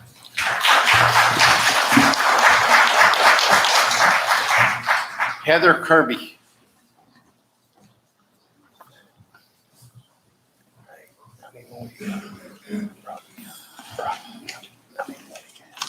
Good evening, Commissioners. My name is Heather Kirby. I live on Montgomery Place behind the former Lake City Kitty Club. I'm here asking once more, as I did previously, to please stop this from coming near our homes. As we seen the other day in Jacksonville, a bullet can travel from one home through another if there's robbery, and I could be killed sitting in my recliner watching TV being innocent. You know, I'm not here to talk down to anyone or about anyone, but I feel if a business operates, there was a cease and stop work order put on this building. They've been working at it ever since. I've seen them over there 3 times this past weekend, working day in and day out, getting it ready to roll, waiting on your go.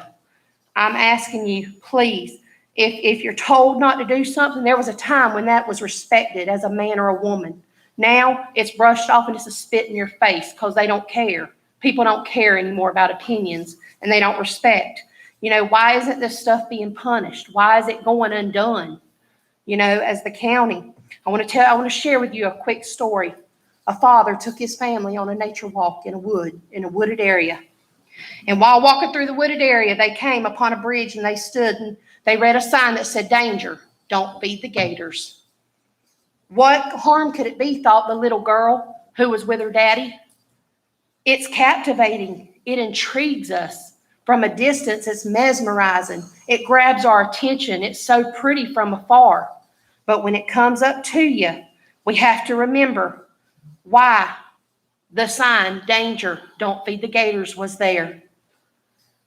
People who on the other side realize that they fail to realize the power that this thing can overtake once we've started and continue to feed it. It grows and it grows. There's a warning sign for a reason, because ones know the creature's capabilities and know the danger that it can do. One day we will all stand before a judge, and it's not me and it's not y'all. It's God Almighty.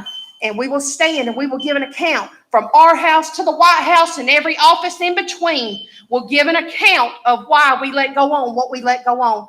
I'm begging you, please do not let this come. If you have to keep it in wherever so it's more guarded, please. But don't let it come in my neighborhood. It's not fair to us. We've worked hard our whole lives. We've bought our homes. We've done what we could. Stop feeding the gators. Push it back, please. You know, I ask, you know, this is a residential neighborhood. Once more, we shouldn't have to look at this in our front yards. You know, other counties stand up against it. Why can't Columbia County? Please stop feeding the gators. Don't make this hard for us. Y'all have a decision, and I respect it, and I know your jobs are hard, and I respect that. But please make the right decision for everybody. Thank you. Thank you, ma'am.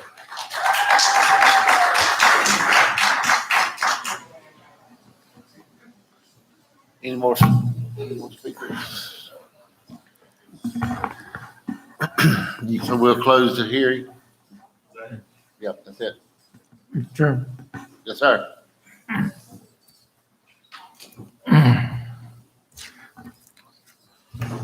I'm going to apologize for letting these internet cafes get out of line. I'm gonna take that responsibility and apologize for me, because we as a board, me as a board member didn't do my job.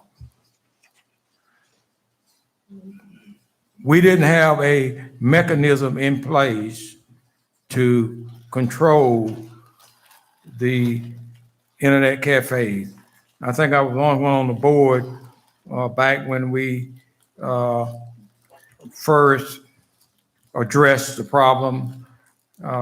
We had the state's attorney along with the sheriff then to tell us that they was illegal, that they couldn't be operated.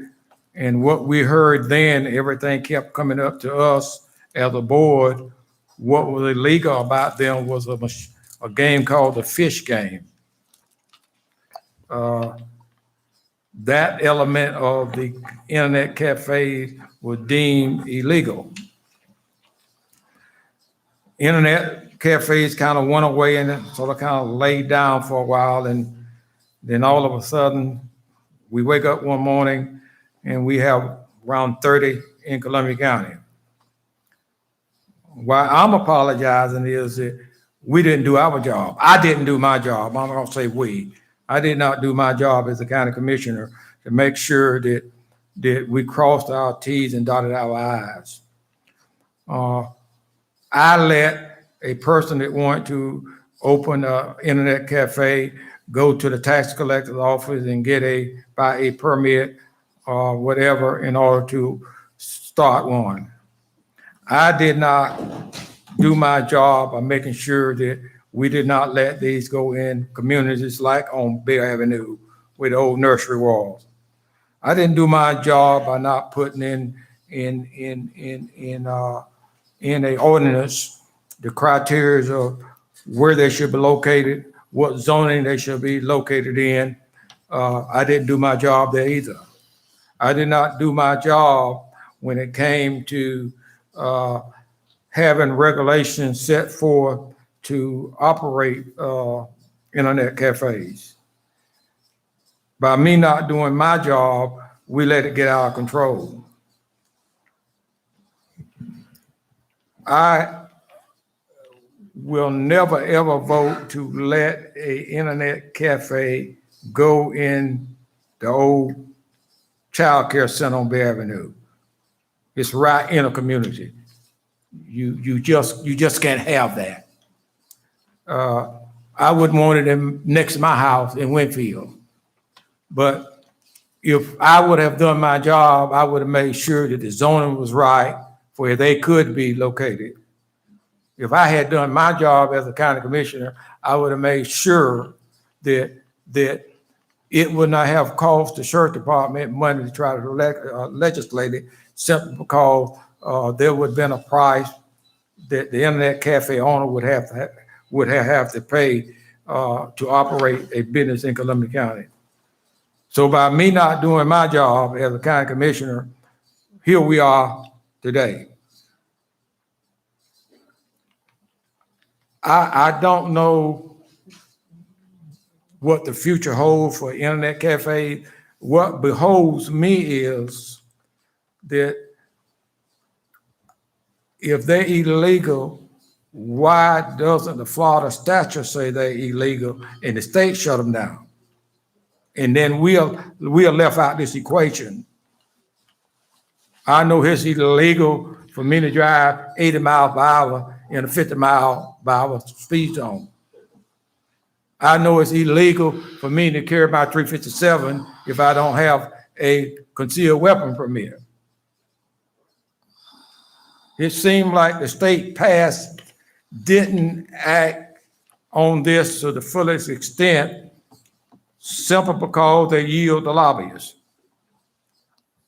We know that. But nowhere anybody can show me where the law said these internet cafes are illegal. You can twist the word to make it sound like you want how you want it to sound. And then here's another theory about why they are. But the legislature do not say in certain statutes that these internet cafes are illegal. The state of Florida might say it's illegal to gamble. I buy a lottery ticket every day almost. That's gambling. I can go to the Hard Rock and I can gamble, but they say gambling is illegal in the state of Florida. When it comes to internet cafes, I fault the legislature for putting us in this predicament, simply because they didn't do their job and leave it up to the counties to say you can or you cannot.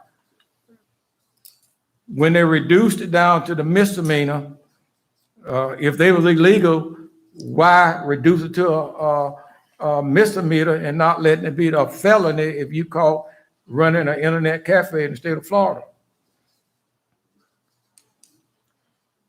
But I do know this, by me not doing my job as a county commissioner in setting the criteria where an internet cafe can locate and how they can locate, and under the criteria they can locate, we have got like a storm coming in everywhere. And that's not kosher. That's not good. I've thought about this a long time, and I since the last meeting. And I'm gonna tell you this, I haven't, but one person called me, and that was before last meeting, and said, Ronald, you all gonna shut down the cafe? I said, I don't know. I mean, we got to hear it and find out what's going on.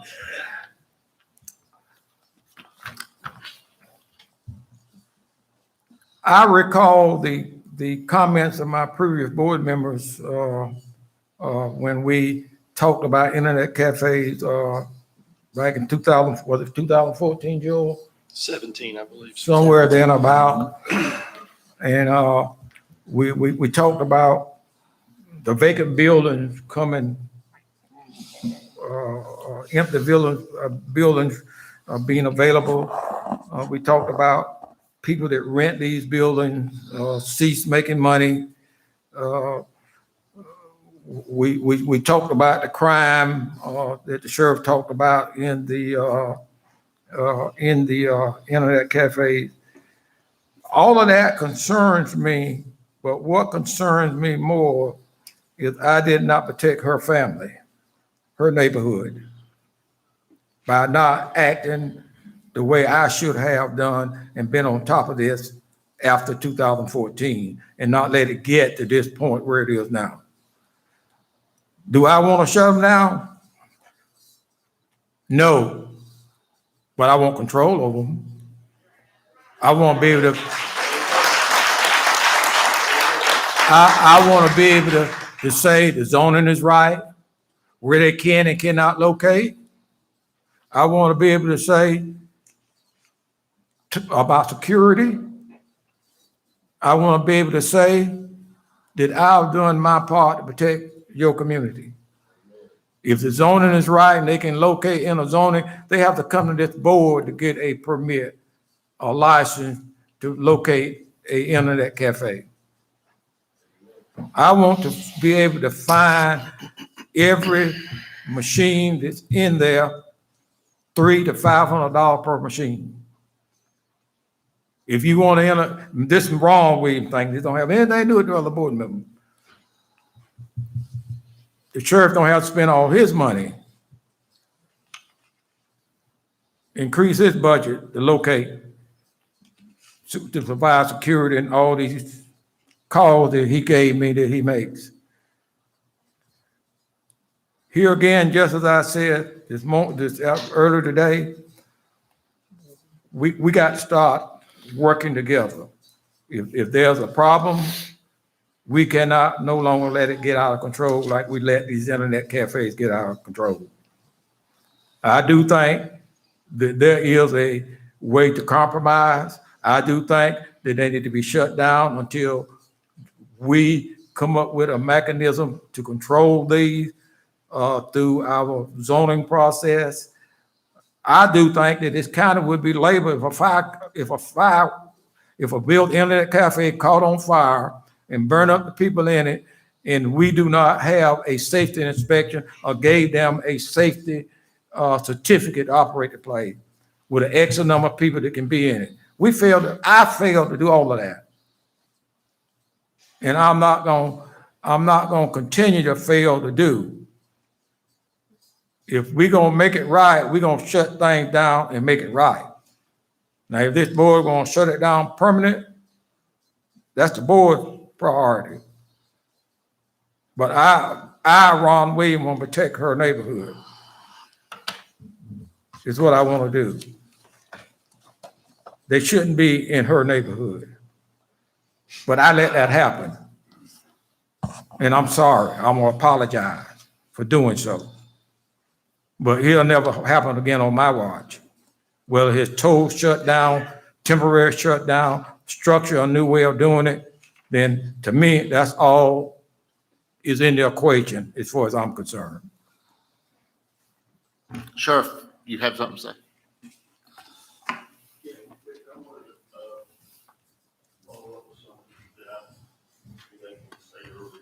Okay.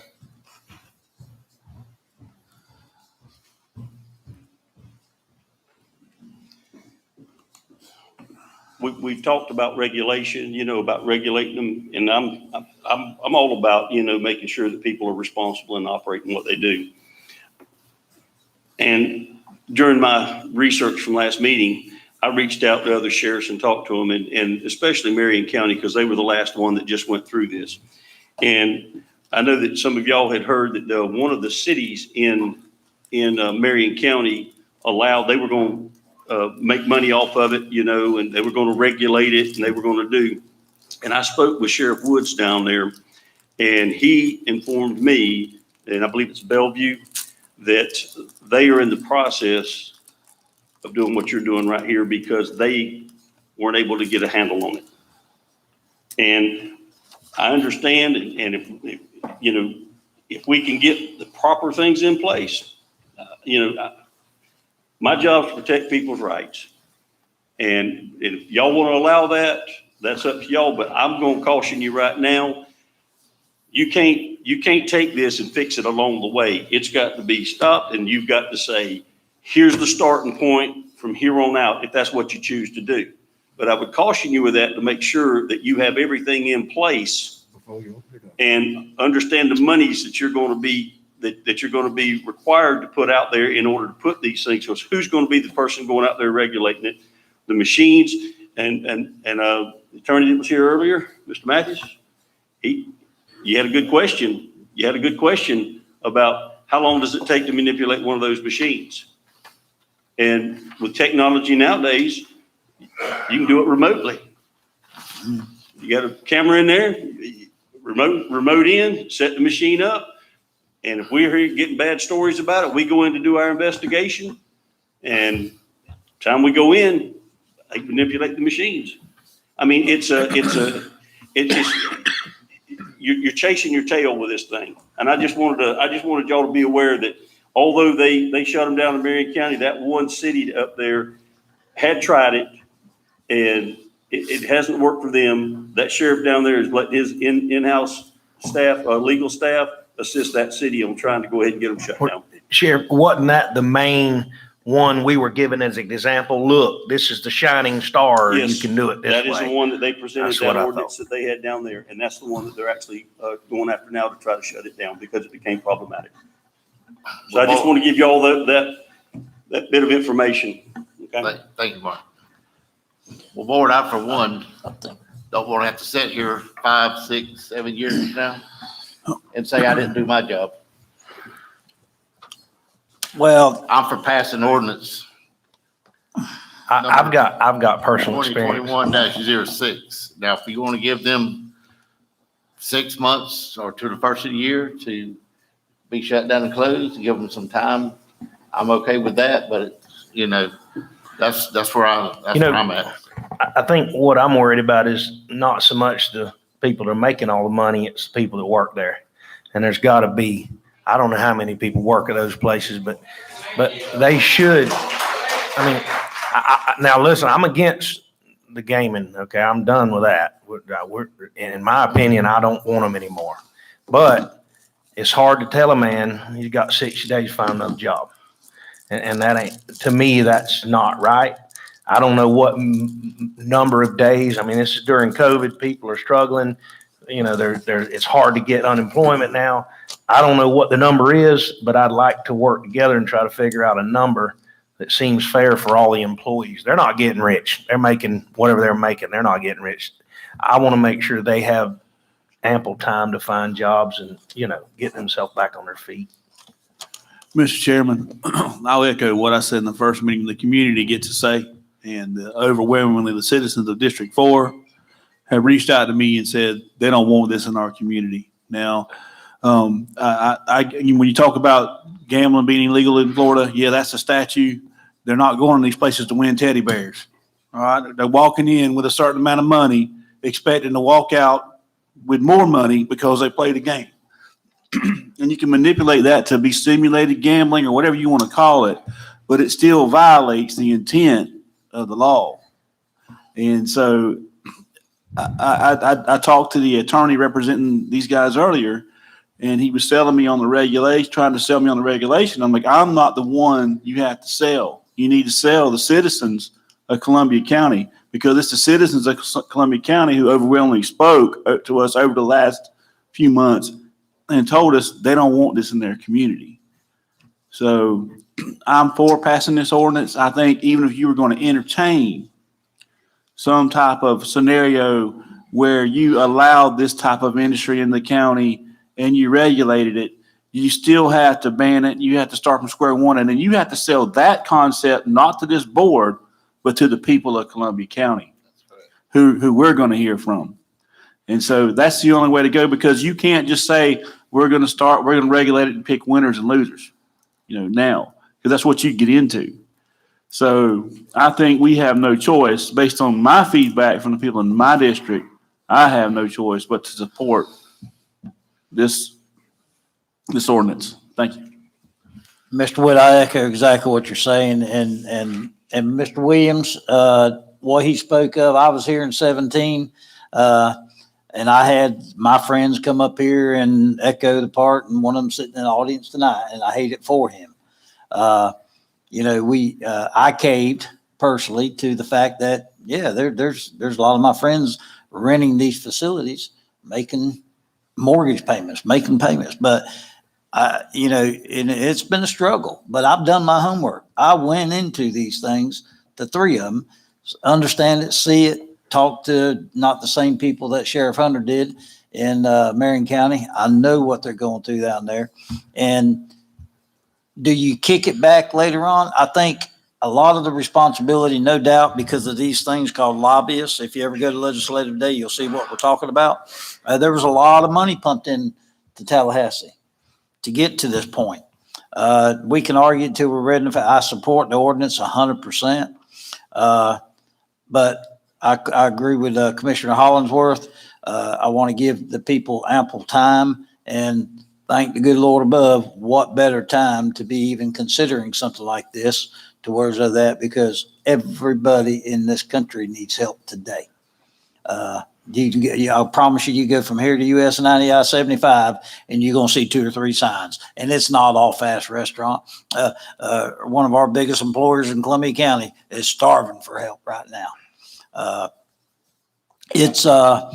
I take responsibility like Mr. Williams. I think us as commissioners and county leaders, I will be bringing a plan. Stay tuned, because our code enforcement department, with the support of these other board members here, we're fixing to change this show around, because as I said in the previous meeting, our code enforcement ain't worth that corner of that piece of paper. But we're going to change that. And Commissioner Murphy, to telegraph to your point a little bit, based on those previous directions that you provided, this ordinance contemplates that there will be a citation ordinance in the near future. Just letting you know that. So this will already. yeah, I understand. Do we close the public hearing? You've already closed it, sir. Y'all already. I mean, are we going, is it So amendment? Joe, in the, talking to other counties that did go through this process, what type of time frame did they give them to? Again, Marion County was immediate. You know, they said the day after it becomes effective, we don't want them anymore. And that's why I sort of pointed that out in my memo. It was one of the only points I really made is hey, I use that ordinance as a model, but understand it's the term I would use is draconian, right? Hey, everybody who's here tonight, you've got a job right now. Tomorrow you don't because we said so. That's basically how the ordinance reads. In talking to a couple of commissioners who noted that point, it's completely within your discretion if you want to afford 90 days. If you want to, I heard somebody say till the end of the year. It's really a discretionary point. It's policymaking function of the board, whatever you guys feel comfortable with. You just need to, when you move to approve it, you need to move to approve it with that amendment. Well, unfortunately for Tim Murphy, I get it, I understand it, and I want every person in this room to go find a job. But if we extend it out too long and one of my neighbor's grandson's neighbor or whatever gets shot tomorrow night, guess who they're not gonna be looking at the casino owners. They're gonna be looking at Tim Murphy. And it ain't the casino owner's fault. It's the people that create the problem. Because there's not a doubt in my mind, these gentlemen sitting right here, I've already talked to a few that don't represent these guys, and there are some of these casino operations in Lake City that run a pretty tight show. But unfortunately, we got to what, you're out of order, man. Ma'am, I don't. Mr. Chairman. So my point is simple that I don't think you can spread it out, but I'm more than willing to hear from the board. Mr. Chairman, I'll make a motion, we adopt the ordinance with the amendment that the inaction date can be 120 days from today. Second. Have a motion and a second to adopt with 120-day extension. Is that correct? For closing? Okay. All in favor? Aye. Aye. Any opposed? Aye. You opposed? Yeah. Okay. So. Madam Clerk, who we was the got one second? dissenting vote. Who's the second? I would. You were the second. Thank you, Yeah, I sir. would say. No, that was Ron. Ron, Mr. Yeah. Williams. Did y'all One double of us. second? Ron voted no. Okay. Okay, Thank you. thank you, Joe. Can I get a motion for approval of the consent agenda? So moved. Second. Got a motion and a second. All in favor? Aye. Adoption of consent agenda? So moved. Second. All in favor? Aye. Thank you. Okay. I know that the agenda says, here, we'll give a few minutes for clear up.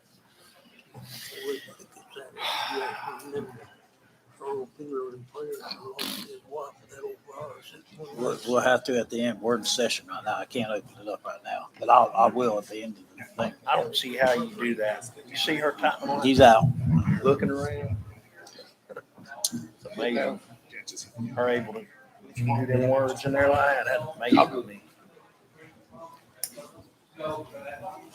Hey, Chuck.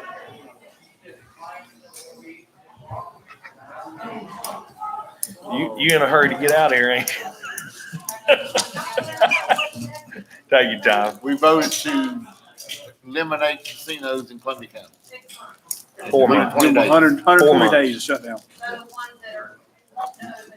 No, no, no. No, they can't. We done that last We already week. put that We moratorium stopped on. that last week, and we put a moratorium on.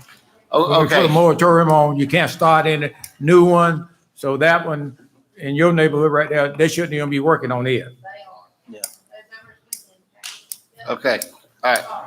Let's get back to our meeting. Okay, as everybody knows, our county manager, Mr. Kraus, is under the weather tonight, couldn't make it. So Mr. Kirby's gonna be filling in for him on these also. Thank you, Mr. Chairman, members of the board. The first item for consideration is the extended letter of agreement for Gallahan Financial Services. So back in 2016, the county engaged with this firm for advice and refinancing the existing debt. At that time, the county was considering a new admin building out on Lake Jeffrey Highway and the construction of a new jail. The original agreement, a 5-year agreement entered into in April of 16, allows for up to a 3-year extension. If approved, it will extend the contract under existing terms and conditions, allowing the board to use these services should it wish to reconsider debt financing such as utilities, renovation of the existing jail, et cetera. Therefore, Mr. Chairman, recommend a motion to approve the contract extension for 3 years with Gallahan Financial Services. So move recommendation. Second. Got a motion and a second. All in favor? Aye. Thank you, sir. The second item is Paradise Advertising Contract. The TDC desires to update the branding for Columbia County to boost tourism. They placed this out to bid. TDC has negotiated with Paradise Advertising Marketing.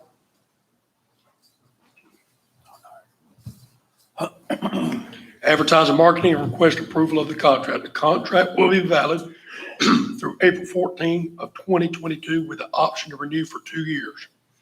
Total $175,000. We're asking to approve the contract of Paradise Advertising and Marketing in the amount of $175,000. Move. Second. Got a motion and a second. Any discussion? I'll clear up the issue on this.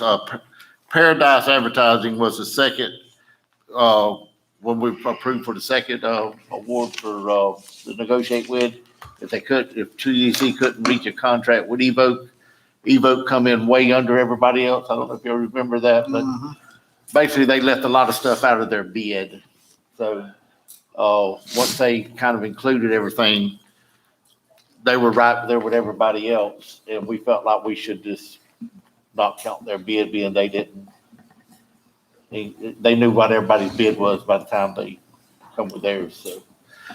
Everybody liked Paradise's, Chair, better, so. I think Joel just jumped up for some reason. Sure. If I could expand on it just a Yes, tiny sir. bit, because I think it's important. When the bids were retabulated and all the actual costs were included, it went from 73 to about 167. Right. And so based on that, the way points had been awarded on price was pro rata at the evaluation committee stage, which was the first stage. They reran those pre-rata scores. Based on that, Evoke lost like 14 points. And they wouldn't have even made it to the TDC to give presentations where they came out with the correct price. So it was a significant difference. I didn't want you to think that y'all's recommendation to go with Evoke was dismissed lightly. There was a lot of analysis that went into it at staff level before that decision was made and communicated to Evoke. Okay? And again, this is TDC restricted bed tax money. It is, yes. So we got a motion and a second. All in favor? Aye. Kevin, I'll just, you left out, number 2, emergency equipment purchase, the hard drive. What are you looking at? I don't have that on this one. It's on mine, Jim. One on the consent and one on the regular agenda. Oh, that's a consent on Right, that. right. Hang on, he's looking at the consent. I'm sorry, I'm looking at consent. That's okay. Yeah. Okay, we good? You did not glasses? Okay. The next item is response to FEMA appeal of PA 02399023000. Commissioners, before I get started with this is relationship to Tropical Storm Debbie. Previous boards, and I'll echo former county manager Dale Williams. Columbia County has always prided ourselves on putting the county back together as fast as we can after a storm. When those storms come through, we act. FEMA sends reps out. They stay at my place out there for weeks and months on end. They advise us of how to do the paperwork, what is reimbursable, what's non-reimbursable. It's kind of neat the way this happens because all that effort, all that teamwork seems to always be confusing at the end. So I'll go through this and I'll be happy to answer any questions as we go through it or at the end. So during Debbie, the county acted for safety reasons to expedite the recovery. FEMA field staff approved the expenditures at that time. Now, we got several $1 million back, but based upon an audit, FEMA de-obligated $1.563780 of several millions. Basically, field staff, we did millions of dollars worth of work. They said, we captured this much, we think it's FEMA available. They wrote us a check. They went back and audited it. Said, well, we might have given you 1.5 million too much. The county and the Florida Division of Emergency Management appealed this decision. A total of 827,572.23 was offset using payables from Hurricane Irma, leaving a balance of 648,231.68. So basically, after Irma, they said, well, guys, we think we give you 1.5 too much. So they basically took the reimbursable amount of Irma and deducted. So now you have a balance of 648. The first appeal was denied. We now have 60 days from March 25, or basically May 25, to either file an appeal or pay it back. They're not going to let us wait for another storm, either file another appeal. That's it. The estimated legal cost for a second appeal is $10,000. We are seeking board direction, and I'll answer any questions. Chair. Yes, sir. That is very frustrating.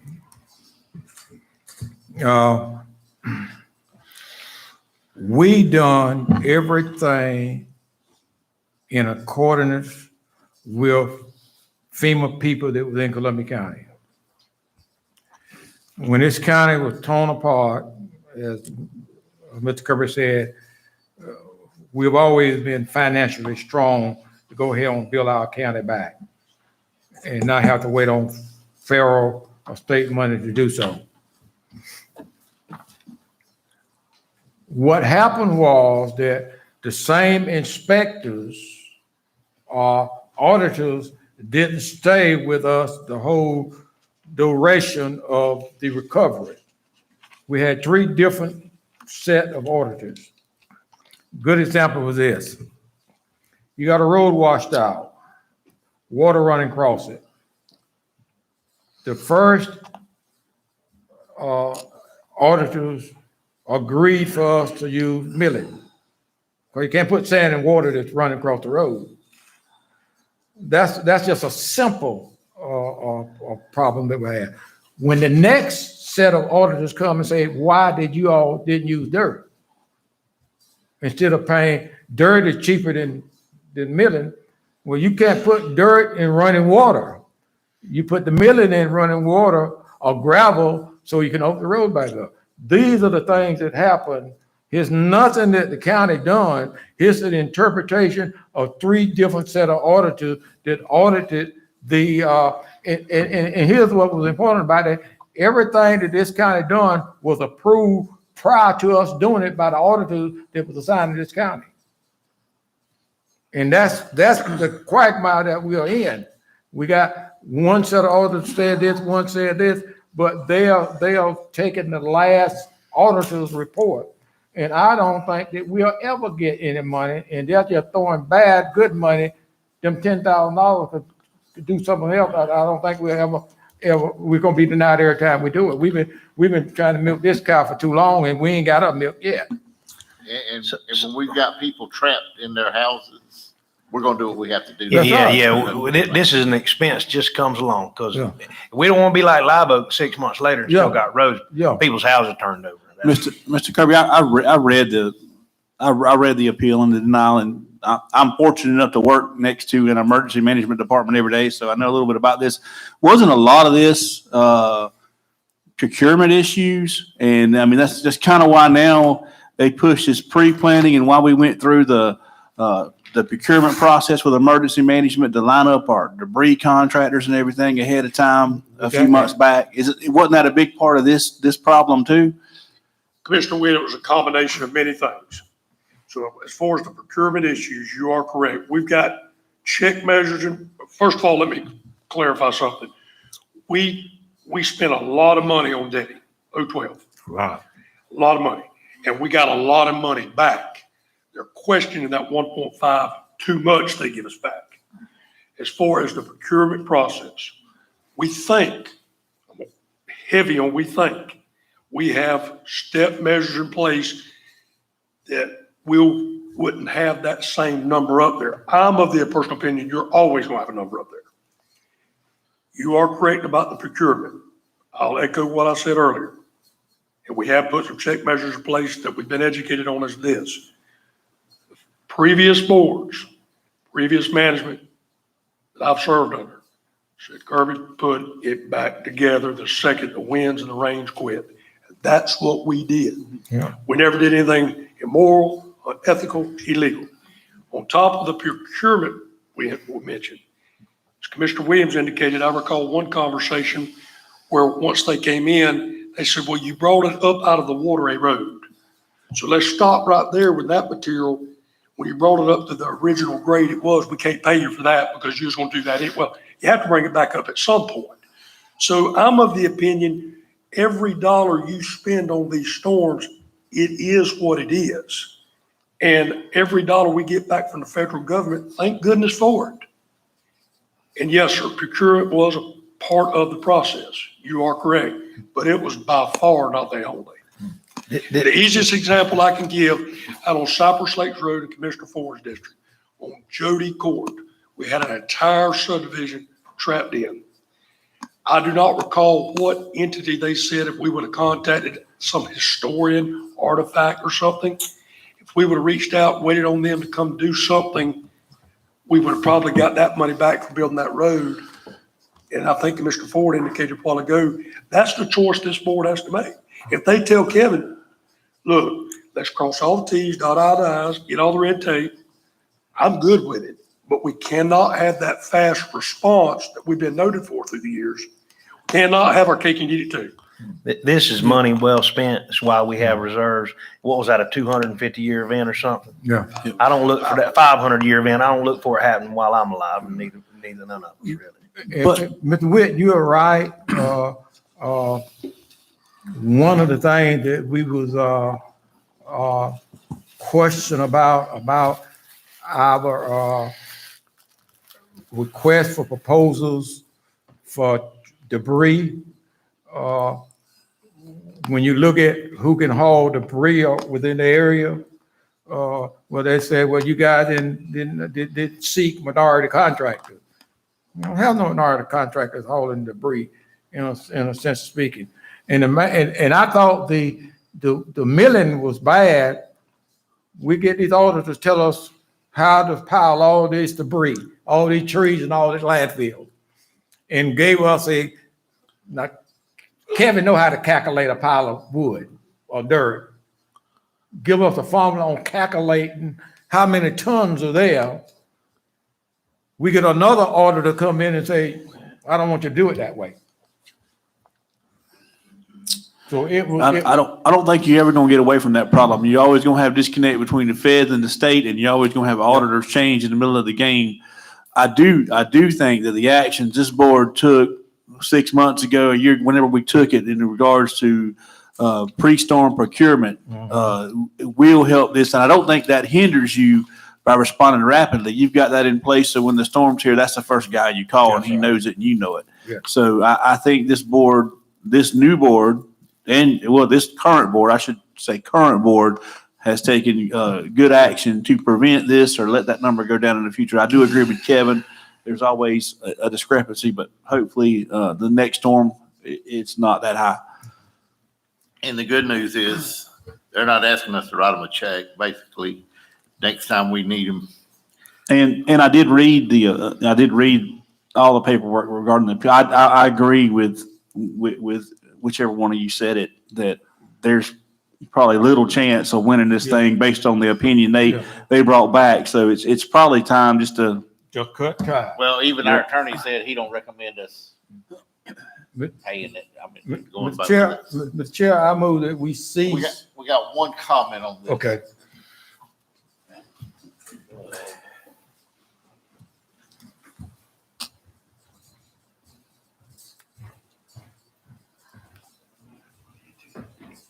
Thank you, Mr. Chairman. I just have a couple of questions. How much money did we get in total from Irma? I can't tell you that. Irma? I mean, this one, Debbie, whatever. Debbie, sorry. That's what we turned that in. No, the He's total asking that what we. the total amount was. The total amount. Then- No, we don't, I don't remember, Mr. Lopez. Thank you. And what law firm was going to do the appeal for $10,000? Beg pardon? I'm sorry. What law firm was going to do the appeal for $10,000? It was our attorney in Tallahassee Yeah. that we hired, hold on a minute,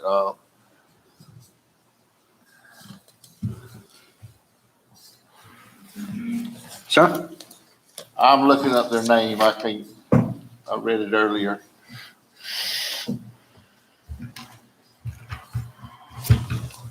I don't see it right off the bat, Stu, but it's an attorney that fights FEMA lawsuits in Tallahassee or in Washington DC that we hired. So that's just a standard rate that they use? Our attorney couldn't do that? The county attorney couldn't make an appeal? Actually, Ben Scott, I think. What was his name? Okay, thank you. Thank you. He answered my question. Thank you very much, Mr. Chairman. Mr. Chairman, I'll make the motion now to, not seek, a second, triad recovery. Second. Got a motion and a second. All in favor? Aye. Thank you, sir. The final item we have for consideration is the change order number 1 out at the Division Hospital. So currently, the hall and the new TDC Economic Development offices opens into the large meeting room with no separation from the room and the hall. This change order will install a fire-rated storefront doors to separate the meeting room. Budget Amendment 2136 adds the cost of doors to the project budget. A separate budget amendment will be prepared in the future to replace the TDC Reserve Fund with transfer from economic development. Basically, at the end of the day, proportionally speaking, both entities will get the credit for it.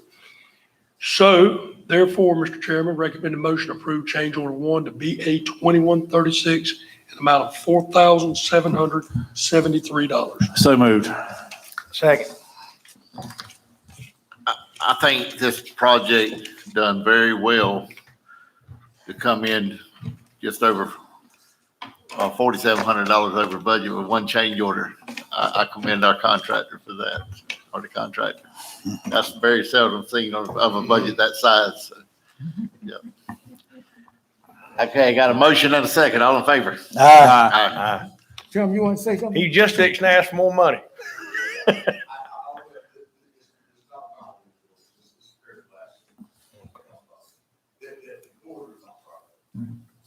not fire rated. Okay.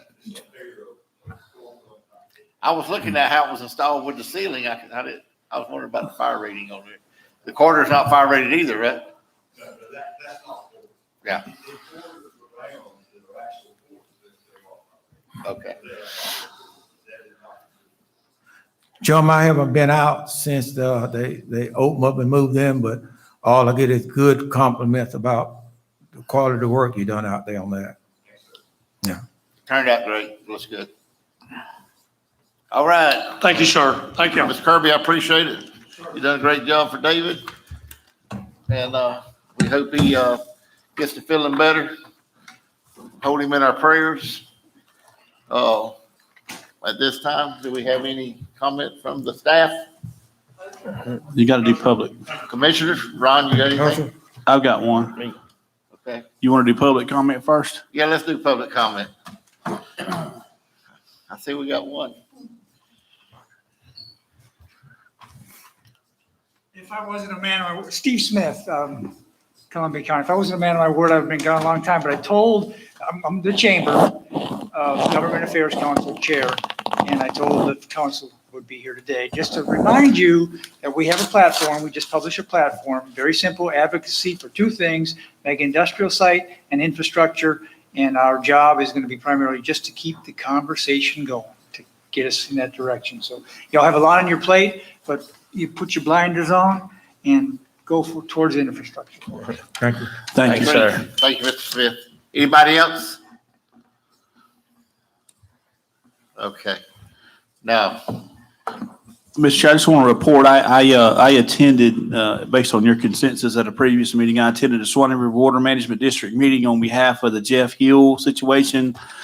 this week. I am pleased to report that I did present to them the concept of the settlement I laid out for you guys. I understand it's just the concept, and we've now got to sit down with them and negotiate firm numbers.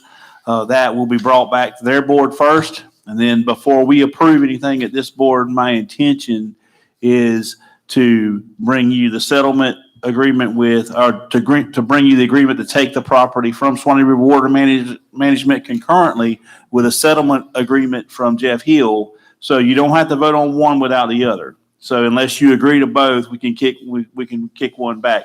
I think based on what the deal's developing to be, it will be something you all can vote on, and it will be something that will bring the Hill family restitution and put this matter to bed for good. So Kevin. Sure. You know, one of the, I agree wholeheartedly with the concept of we finally getting this settled, but there still is that outstanding permit out there for restoration of the dam. Yes, sir. And I want to know what that was gonna cost this county. Yes, sir. That is, to do that. yes, sir. That is part of us accepting the land from Swanee River Water Management. Basically, they would agree to do all the engineering. They would also put a dollar figure Okay. to what that cost and why. Okay. So that's going to be part of what I bring back. Okay, great. Okay. Thank you. Commissioner Murphy, I'm good. you good? Yep. All right, can we get a motion for So move. So moved. Second. second?